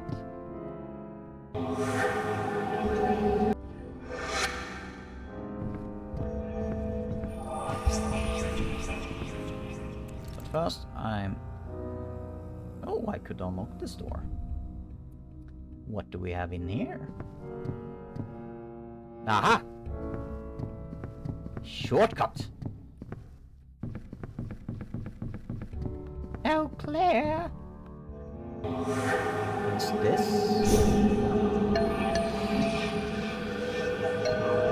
No?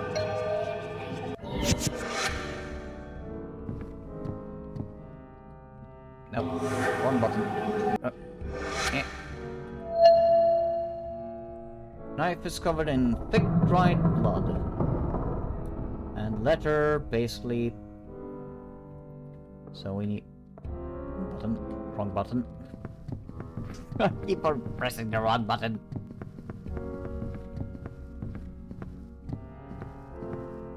In we go.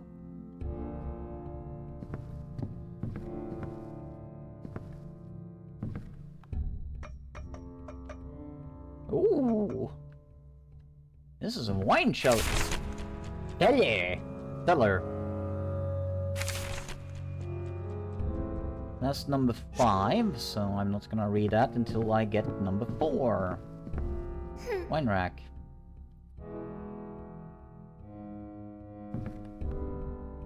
Yes.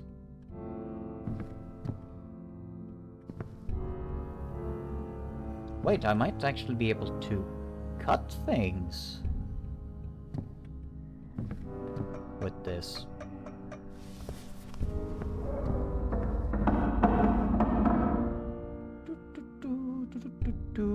Let's go and find out.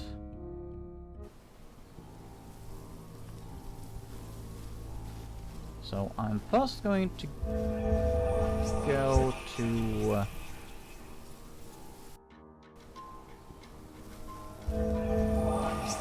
this. Can I? Yes! Okay, now we're getting somewhere.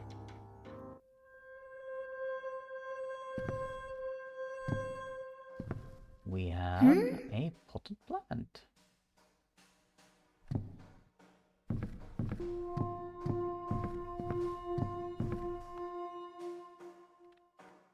That's a burial ground.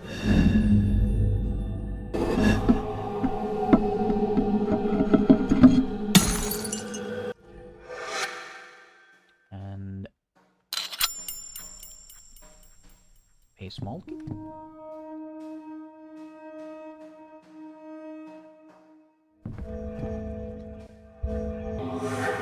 Well, there we even have a corpse. Alan Wood. I was left with quite the chip in my shoulder when my parents died. Required me to halt from my scholarly pursuits and run the family flower shop. It was only when my son grew weary of England and wished to seek his fortune that I left that ready career. And yet here I am, back at it again. It feels like an eternity. Well, considering that your corpse is literally there. Can I? A letter. Nice smelling letter. That's a love letter. Love letter, yeah. We found the letter. And this is number 9, so we're not gonna read that just yet.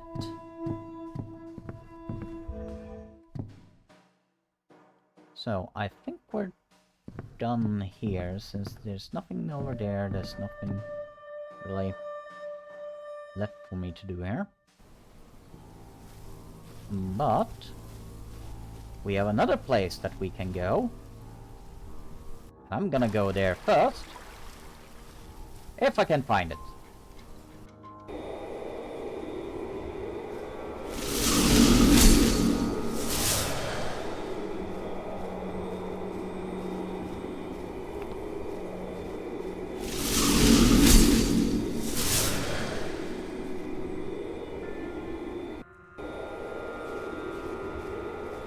Now, I think... No? Wait, is that a dig? No. This place is still evil.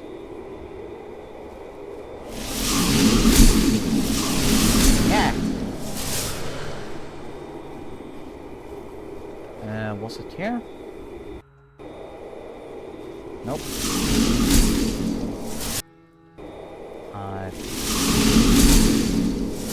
Ah. See. Nope.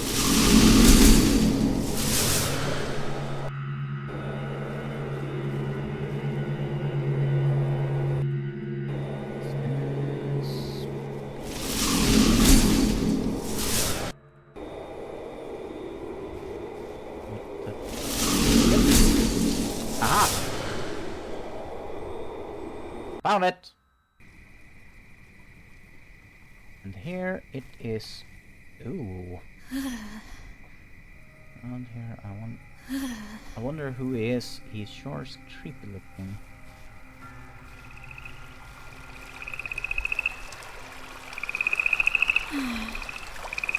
From? Something alive! Amazing!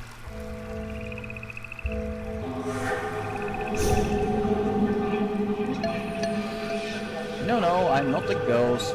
My name is Willows, and I'm no mere phantasm. Like you, I am searching for something.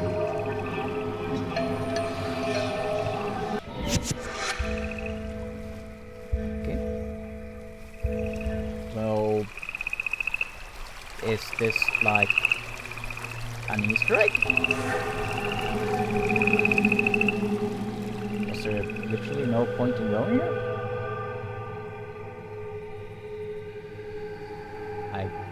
Guess so.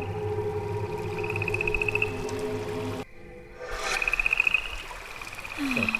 Something here is live. Amazing. Now, can I find my way out?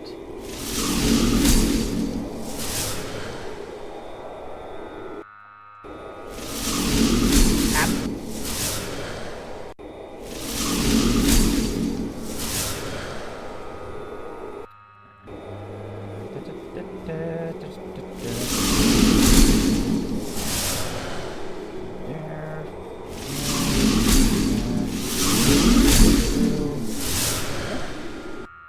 I think. From here.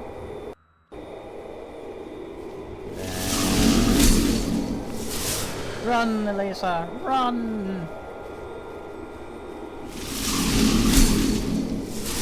And we are now... well, practically safe. Let's go back to...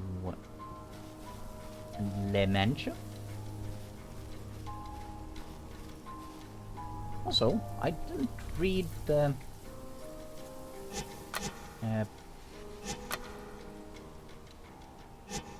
love letter. My dearest Flaw, these past weeks we've spent together have been but a blurred dream come true. When I'm with you, time flies so that the day seems to blend happily into one another. You make my heart feel so full, there's naught to do but weep and thank God for your presence on this earth. Oh, he is swooned. But I fear people will talk behind our backs and my reputation will be besmirched. I must protect my good name. It is my livelihood. I'd like to propose. You live with me, my love. It must be in secret, but it is the only way I can see for us to be together, and we must be together. We will communicate via secret messages, but that's something to discuss when next we meet. Until then, you are forever in my heart. Love, Warfam. Why do they think that it's like... is she a hooker? Like a prostitute? Like, okay, I would understand like why some people would be like, oh, he fell in love with a lady of the night. But her mannerisms don't really reflect that. Like, she reflects more or less a sophisticated woman. Like, yeah, she might be working at a brothel, but... newsflash! They weren't hookers! Oh, thank God.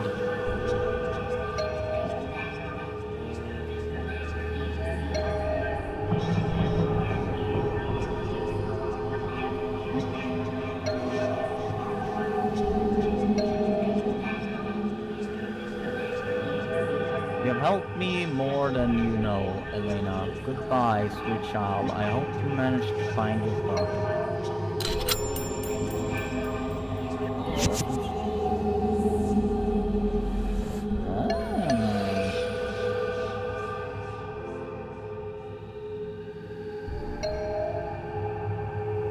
Yeah.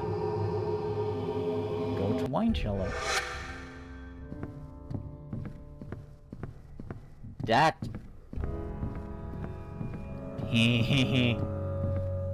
I like when they add things like this.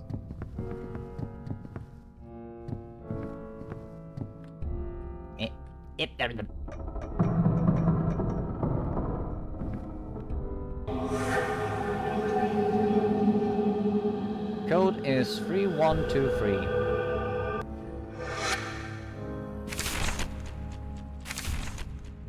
Wilting flowers. Even though she's a drama queen, I'm glad I helped Flor... drama queen. Love letter, who'd have known she was and Wolfen was lovers in secret. It's not that unbelievable, to be honest.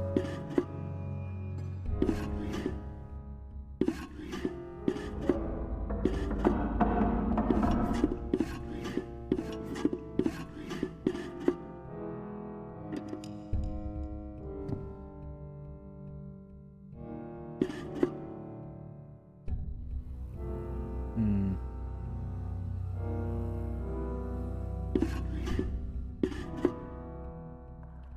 Three.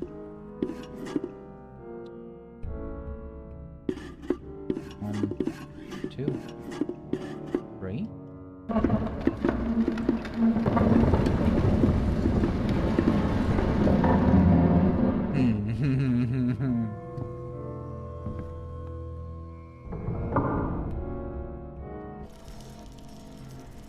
Uh-oh.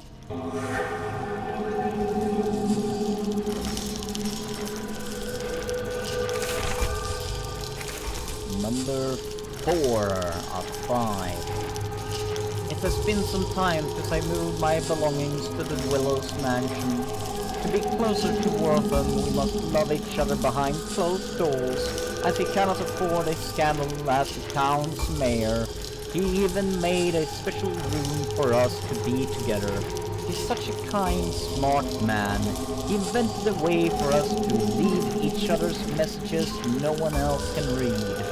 We may make use of the visible ink, and he gave me a ring with a symbol on it. We carved the symbol into the wall to signify a message is there. The servants have yet to catch on to our system. I must admit how exciting it all is. Yeah, that's generally what this is. It all is. How much fun I have had these past months. I do what I can to keep my relationship with Waltham interesting, but I worry that he no longer holds an interest in me. He's much colder and distant, where he used to be warm and loving, and while he still visits me almost nightly, I feel a change has overcome him. I do not know what it could be that has caused such a change in the man I loved so much. I can see lurking behind his eyes an intense anger, and I do not know where it comes from, nor how it went so unnoticed for so long. When he looks at me with those eyes, I became scared and unable to speak much, or even move. I fear that what hides behind his irises. I hope he does not turn on me someday.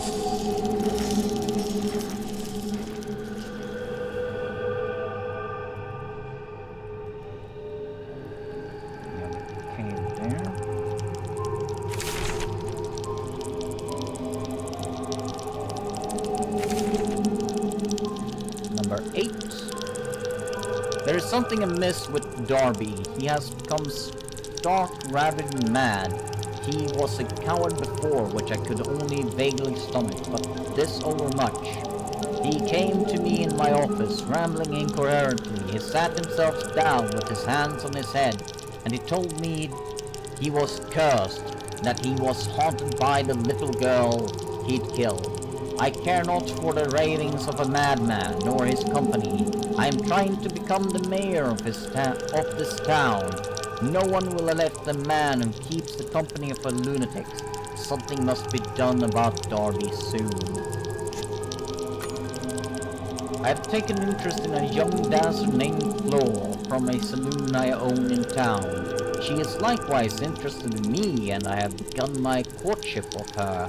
In secret, of course. As the town's mayor, I can't be seen with such a woman, and so I must keep her from prying eyes. I will hide her away here in the observatory, so that only the servants know of her presence. She reminds me of Martha at times, the way she makes me feel. But I affirm it to be nothing beyond mere whimsy. I cannot afford such a scandal. I will do what I can have to in order to ensure my secrets does not get out. We have 4 more letters. Okay.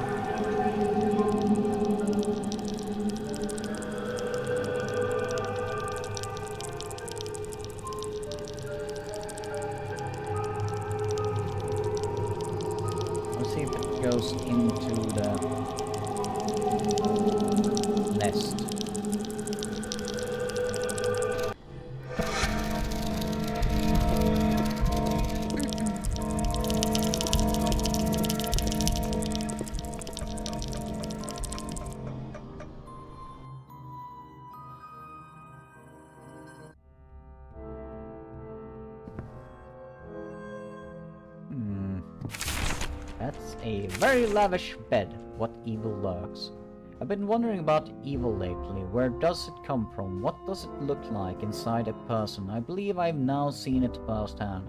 I saw flickering shadows moving about in cages, and I thought I was going crazy at first, but no. What I saw was real. I know it's in my bones. I could feel the darkness that shone from these creatures like inverse sun. Like a black hole, these things make me feel worthless, hopeless, and sad. I think they come from inside of us. I think we all have these demons. I don't want to be here anymore. I just want to find my dad.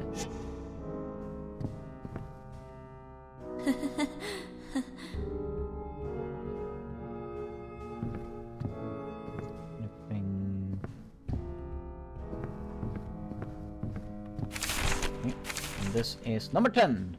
The revolution of this country's great industries has made for leaps in our technology and understanding of the world at large. The dotard of a shaman told me all those years ago that this place is spiritually potent. I shall find a means to bend that to my will. With the use of science and with God at my side, I once again see my Martha.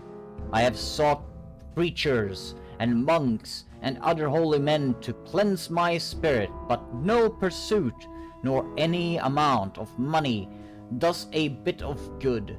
But I have heard the whispering in shadowed places of ancient esoteric means to attain what I seek. My hands are already stained with blood, my soul tainted with rot. I shall delve into these occult, tear through the existence, and see what lies beyond. I have already read some of these books and gotten a taste of what is to come. But I need more. I will not stop until I have what I desire!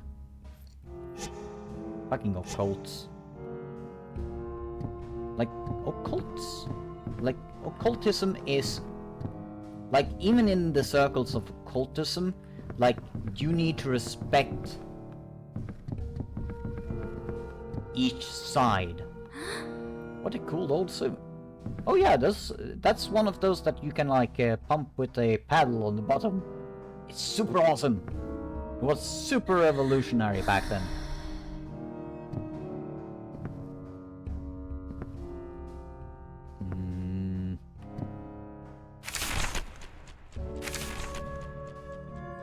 Number 5. Spending time here has grown me more sensitive to the spirit world, and not just on the mansion's grounds either. I can feel the pull of the spiritual world as it calls to me in my sleep. I catch wisps of my wife's dreams as they encroach upon my own. I awaken each morning feeling as though my spirit has traversed the universe. I can see the light that glows within the core of each person I meet. I love looking at Elena that way. She shines like a small sun. I'll have to teach her the ways of our people someday. When she's old enough, I've already shown her the basics. She meditates with me daily, but she doesn't know what it means yet. Aww.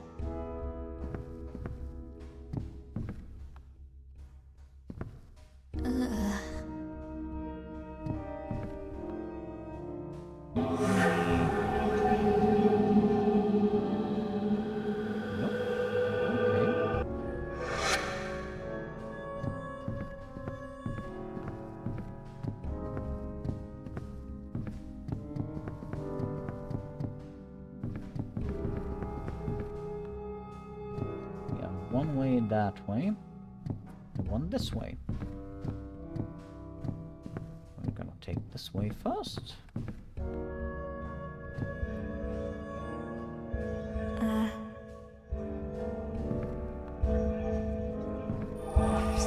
have a friendly spirit here.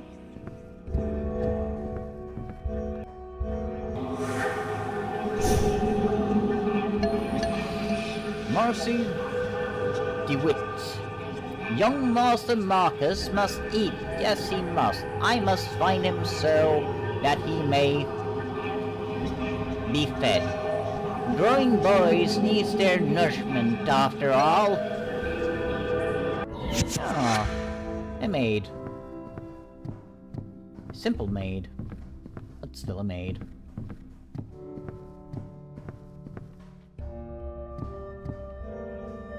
Let me guess. Marcus?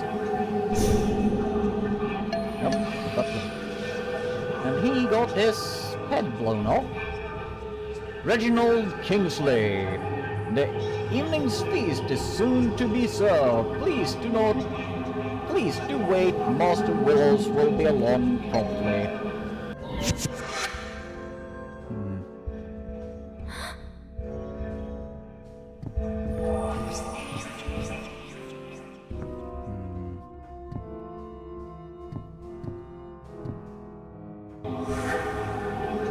Check if there's anything interactable other than the... Nope. Okay. Oh, wait. We have a door. This goes to the front of the mansion. Well, somewhat front of the mansion.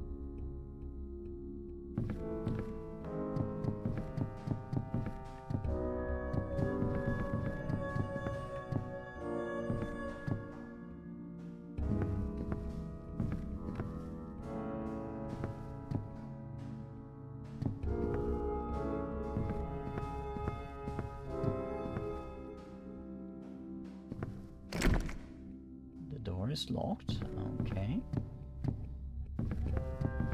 This is quite an interesting mansion as well, and there's bones there. So something happened there. This is number 11. I have been through the pages of every book I could find. I have performed the ancient rites and conducted the appropriate sacrifices. I have uttered the words and prostrated myself to unknown old gods whose names have been lost to time. Well, then you can't really call upon them. I can feel the floodgates tremble at my approach, but I cannot yet see them. I must find them and break free their chains. Only then shall I bathe in the nether and be free to once again see Martha. I must commit myself more wholly to this than to anything else, even life itself. Uh-oh.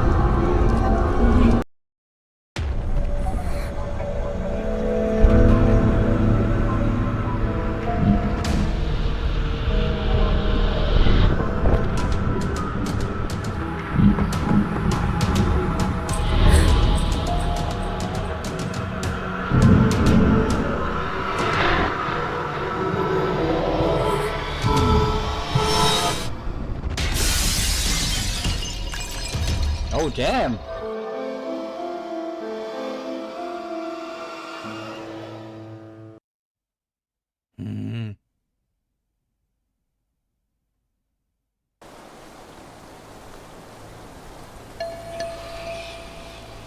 He just did the worst thing that he could do. Oh.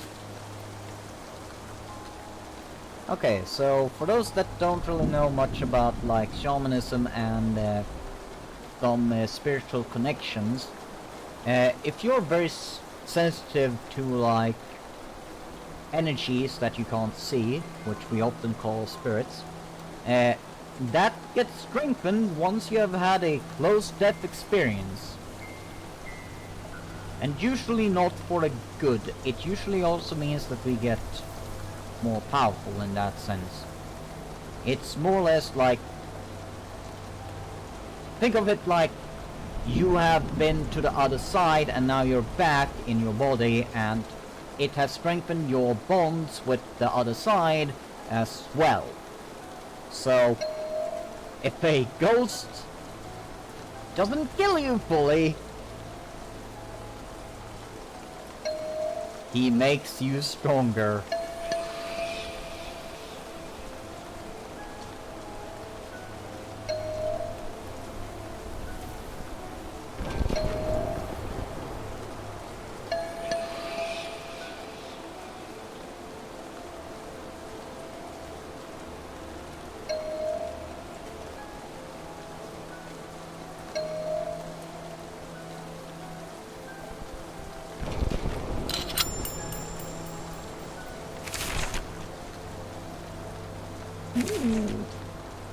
Beyond the pale.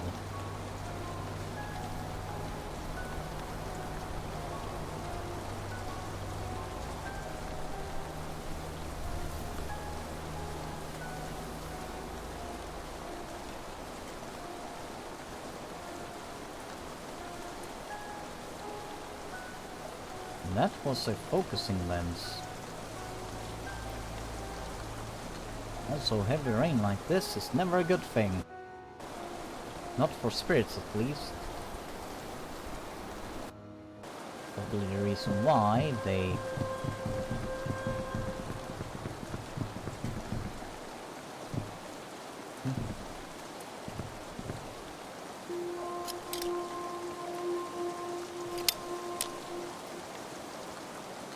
See... Okay.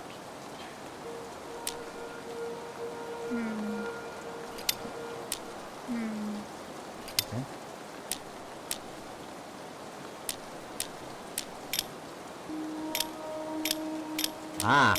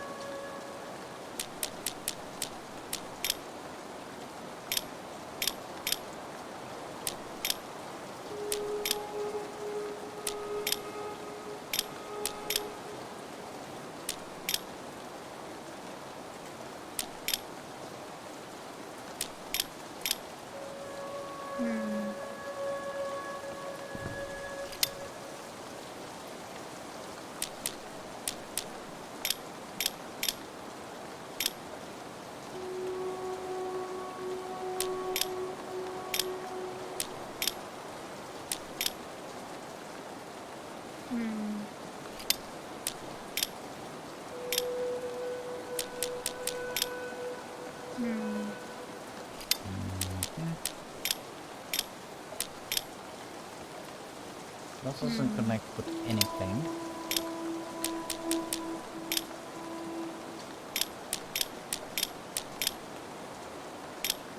That connects with those, but not any of the tiny ones. Interesting. That connects with that one. That doesn't connect with any. That doesn't connect with any. That doesn't connect with any. This one actually connects with one. To select lens and left right to adjust.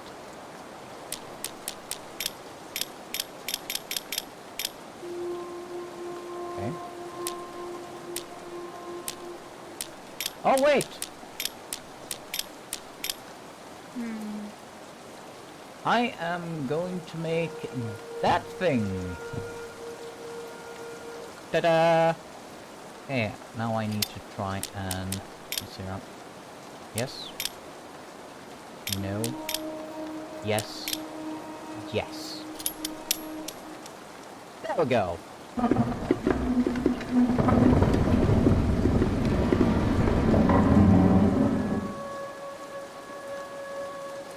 Ta-da! Problem solving. logical fashion. Climb down.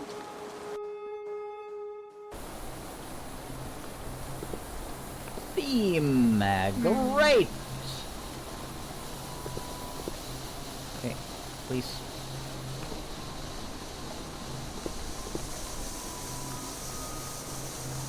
That's an interesting. So, if that's blood, it's very new.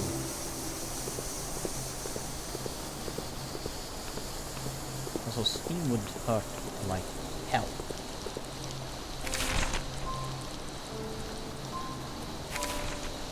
Number 6. There's something here, not quite sure what it is yet. It's like nothing I've ever felt. It causes a pit in my stomach. I can feel its presence. There's a certain magnetism to it that draws me in. I don't know where it is or where it comes from. I only know that it's deep inside the mansion. I'm going to try to find it. I can't shake the feeling that there's some profound truth lying at the bottom of it. And all that and that I'm here for a reason.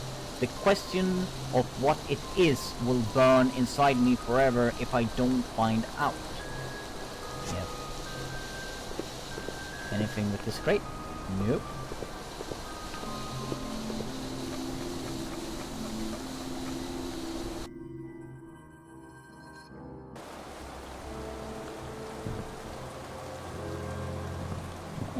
Point.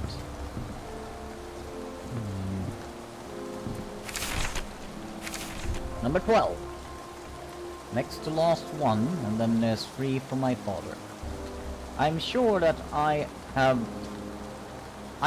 what I have done. It feels as though portions of my being has been ripped from me and recast as dark, shadowy demons. They roam the grounds, and I can feel their presence and see them as they scurry about like so many roaches. I do not think that anyone else can see them, as I am the only one who has flirted with the other side, and I have not come back unscathed. I have done what I can to bind and confine them, but I do not know how well it will work. I have seen things most men dare not, and I have that clandestine knowledge of all desire. Life immortal. I do not yet have the means of enacting this longevity, but I know a way. Oh dear. Anything here? Nope. Okay. Up we go. We have a gramophone.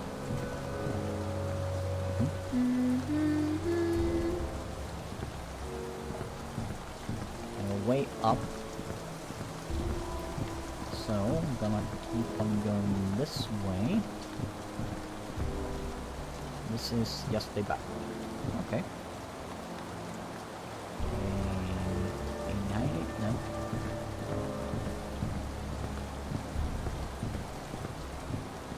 Piano.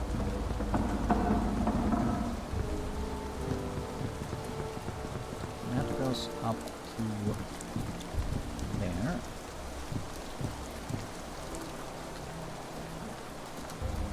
Oh, that's a picture of Sherlock Holmes.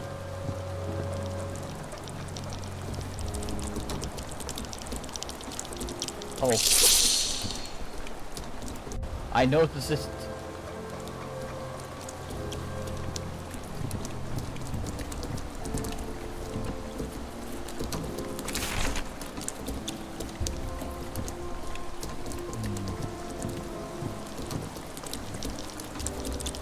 Wonder, am I safe here? Don't think so.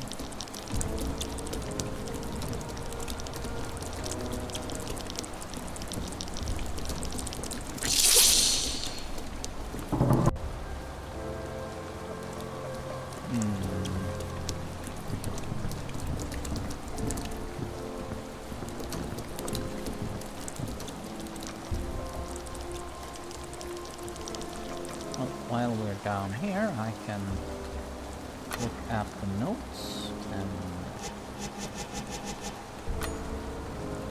I went deeper into the mansion to find the source of this mystery power that has been calling out to me.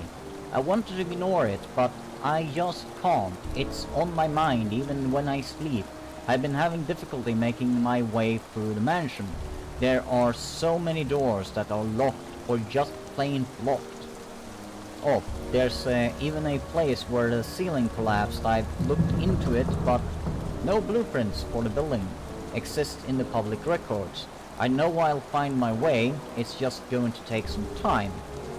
I feel it in my guts. Oh.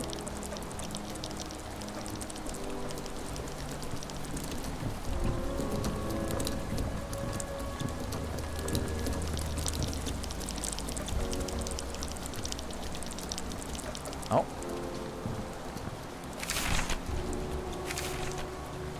Great! I made it to the mansion core. I don't know what I expected to find, because all of that was there was an empty room like the porches of others. I feel uncomfortable there, but other than that, I don't think it's special in any way. This pit still lingers in my stomach though. It's a foreboding feeling that reminds me of some imagined looming punishment. I spent as much time in the room as I could looking for clues to what I was feeling, but there was nothing. But there was nothing.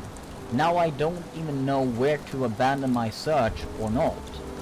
I don't know, I feel hopeless, and all of a sudden I just want to see my family. This goes like so. Interesting. Can I run? No.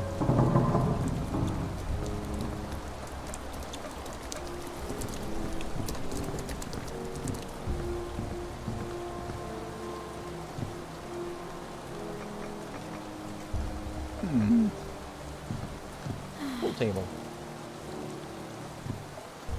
Any notes? Weapon, chemical, creature. I know what these demons are now. They're pieces of Warpin's corrupt soul, and they have minds of their own. He delved into areas that he shouldn't have. He sought knowledge not meant for man's mind. What resulted in his fractured soul and these, his most beloved children. I have to be careful around them. They act like Warpin's guard dogs, and I can't let them catch me. They'll rip me to shreds if they did.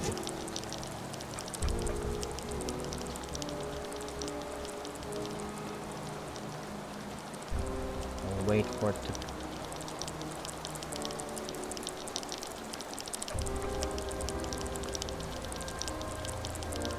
come back.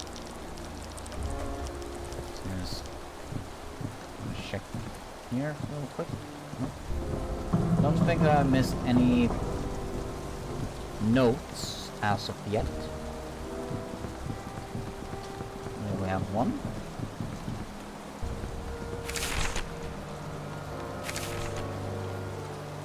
Number 9. I don't know what's going on anymore. I've been losing portions of my days here and at the mansion, and I don't know why. I feel at times like I'm being followed and I hear whispers in my ear, but when I look, no one's there. The other day I found myself inside the catacombs, staring at a door I couldn't remember how I'd gotten there. The last thing I remember doing before what was trimming some hedges, I woke up here this morning. I'm not sure if I even made it home, but I must have. My memory is so hazy, I need to make sure to call home. I have to talk to my family. I don't know why, but I just have to. That's the last message from Daddy.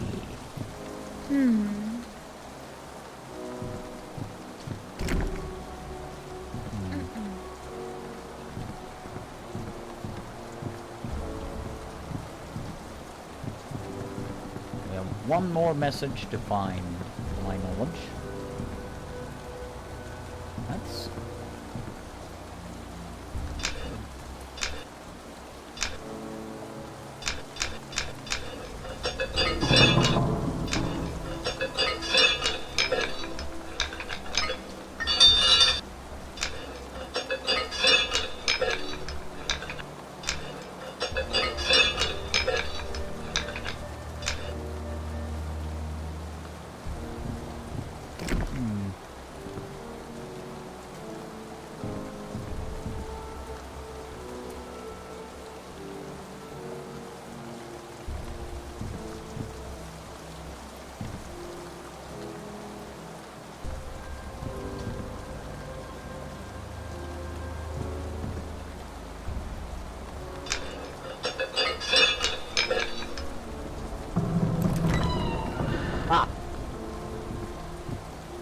was the thing. Hey,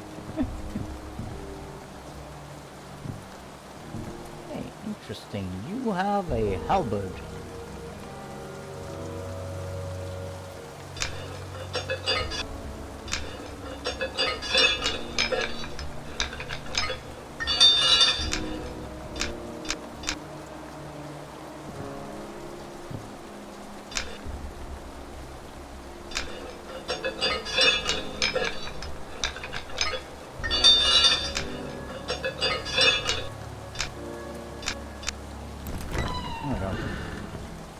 Because the painting was upside down, I basically thought that you needed to point it downwards, but it was actually the other way around. Ooh, mace. That's actually a really beautiful mace.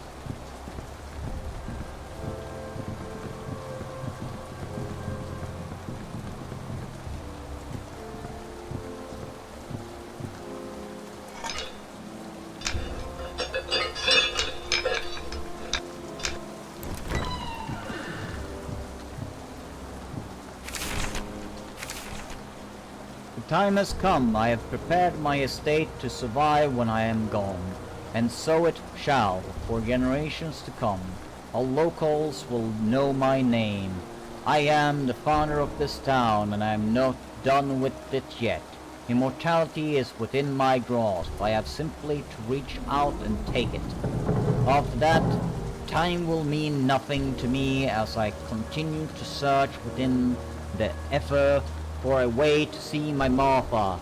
In the end, I shall get what I desire. I always do. All I need now is a suitable host. In my youth, I had aimed to wipe out the Quantaco, or Twantico, but I am happy to say I failed in my endeavors. One day, a descendant of that foolish shaman shall happen upon these grounds. When that day comes, I will know my salvation. I shall be the spider, and they the fly. I'll wring him from the powers in his blood, and absorb what I will. My time will come soon enough. I am beyond the laws of this mortal coil, and neither man nor woman will stop me.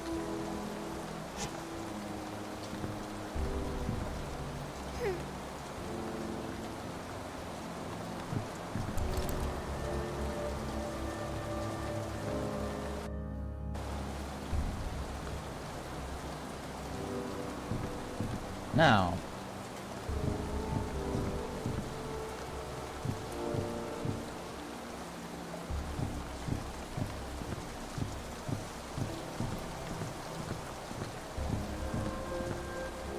like,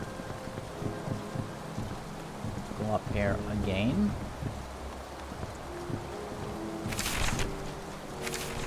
The other side, this is it. Morpham and my dad are on the other side of this door. I can feel it, but I'm not being scared. Now is the time for strength. My dad needs me, and I'm not going to let him down this time. I don't care what I have to go through. He's my father, and I won't let anyone take him away from me, no matter what. Morpham, I hope you're as ready for me as I'm for you.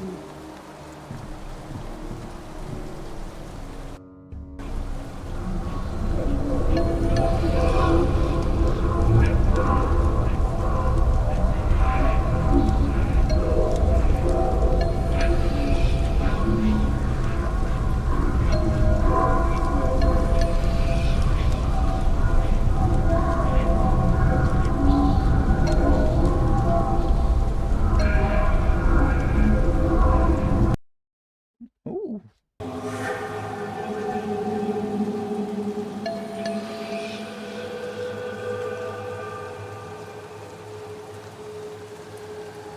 Life's slow.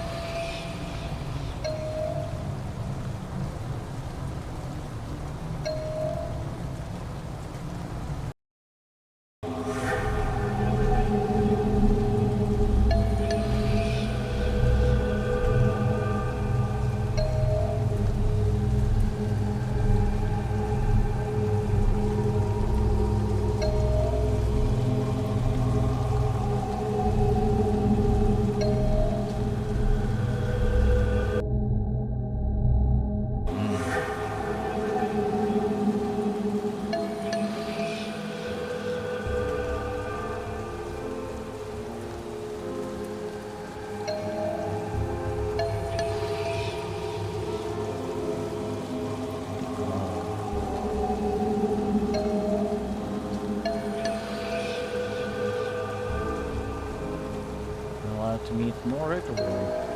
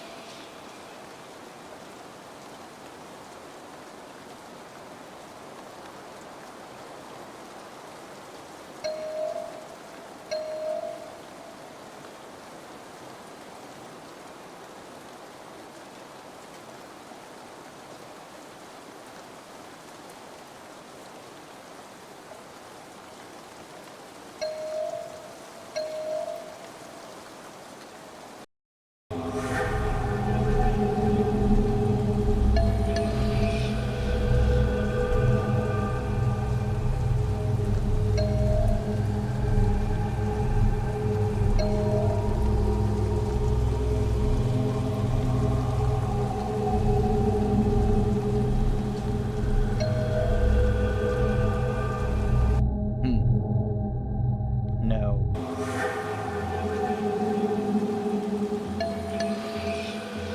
Oh, hey! That's a really nice maid.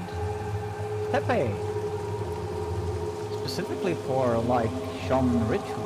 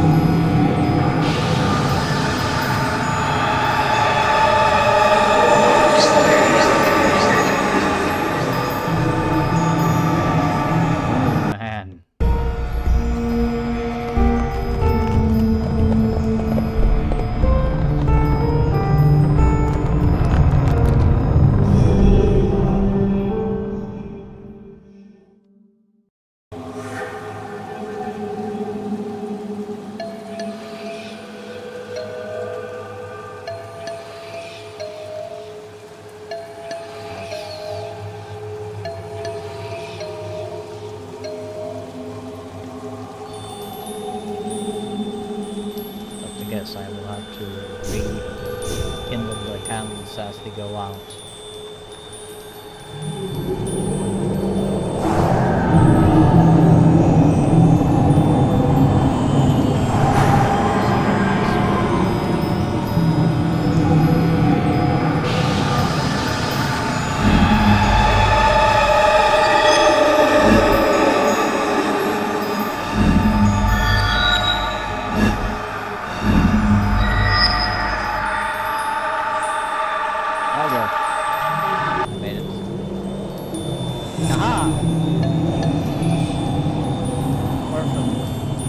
I'm here, woman. Martha! Oh, how I missed you, my love. Life is too hard without you. How can I continue on? I will be here for you, always welcome. Now that you know how, you can see me whenever life seems too difficult. For you, live your life right and raise our son well. Goodbye for now, my love. Love you, Martha, now and forever. That's a good song.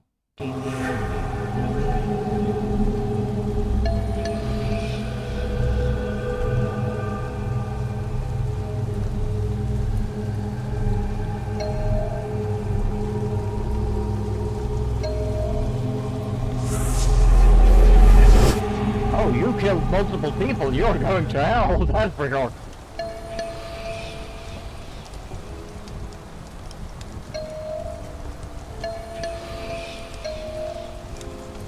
He must be really exhausted. Dad, you're awake!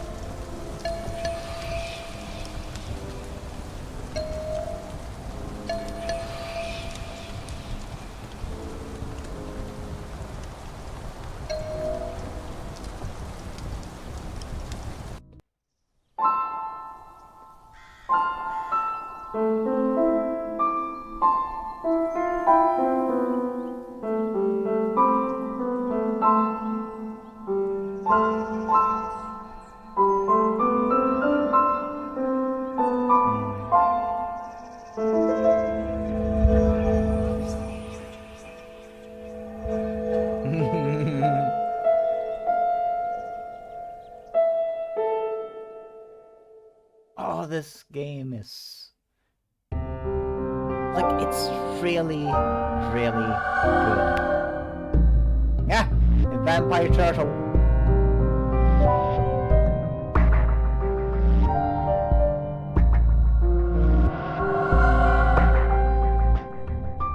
These are probably the developers.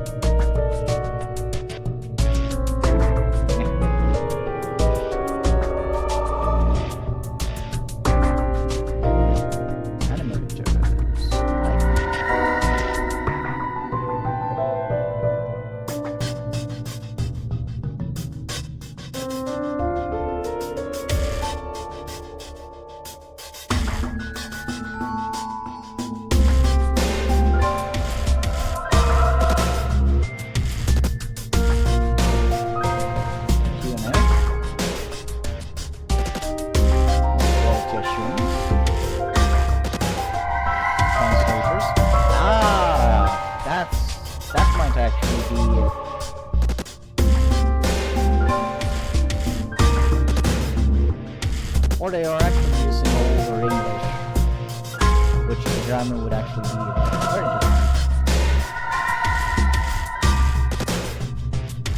So can we speed up and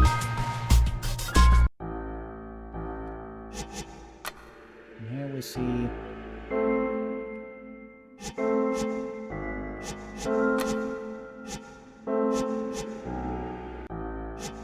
all the notes. 7, 9, 5, 6, 5. And she lost things. Man, this... I really like this game. It's not a hard game. The puzzles aren't really that hard either, once you actually figure them out. It's nice and cozy, and it actually has some relevance in, like, showcasing how spiritualism works, which is also known as shamanism.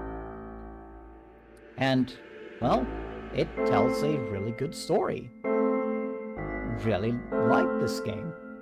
But this is the end, so I shall say goodbye, take care, and have a very nice day, night, or which time it is for you. Take care.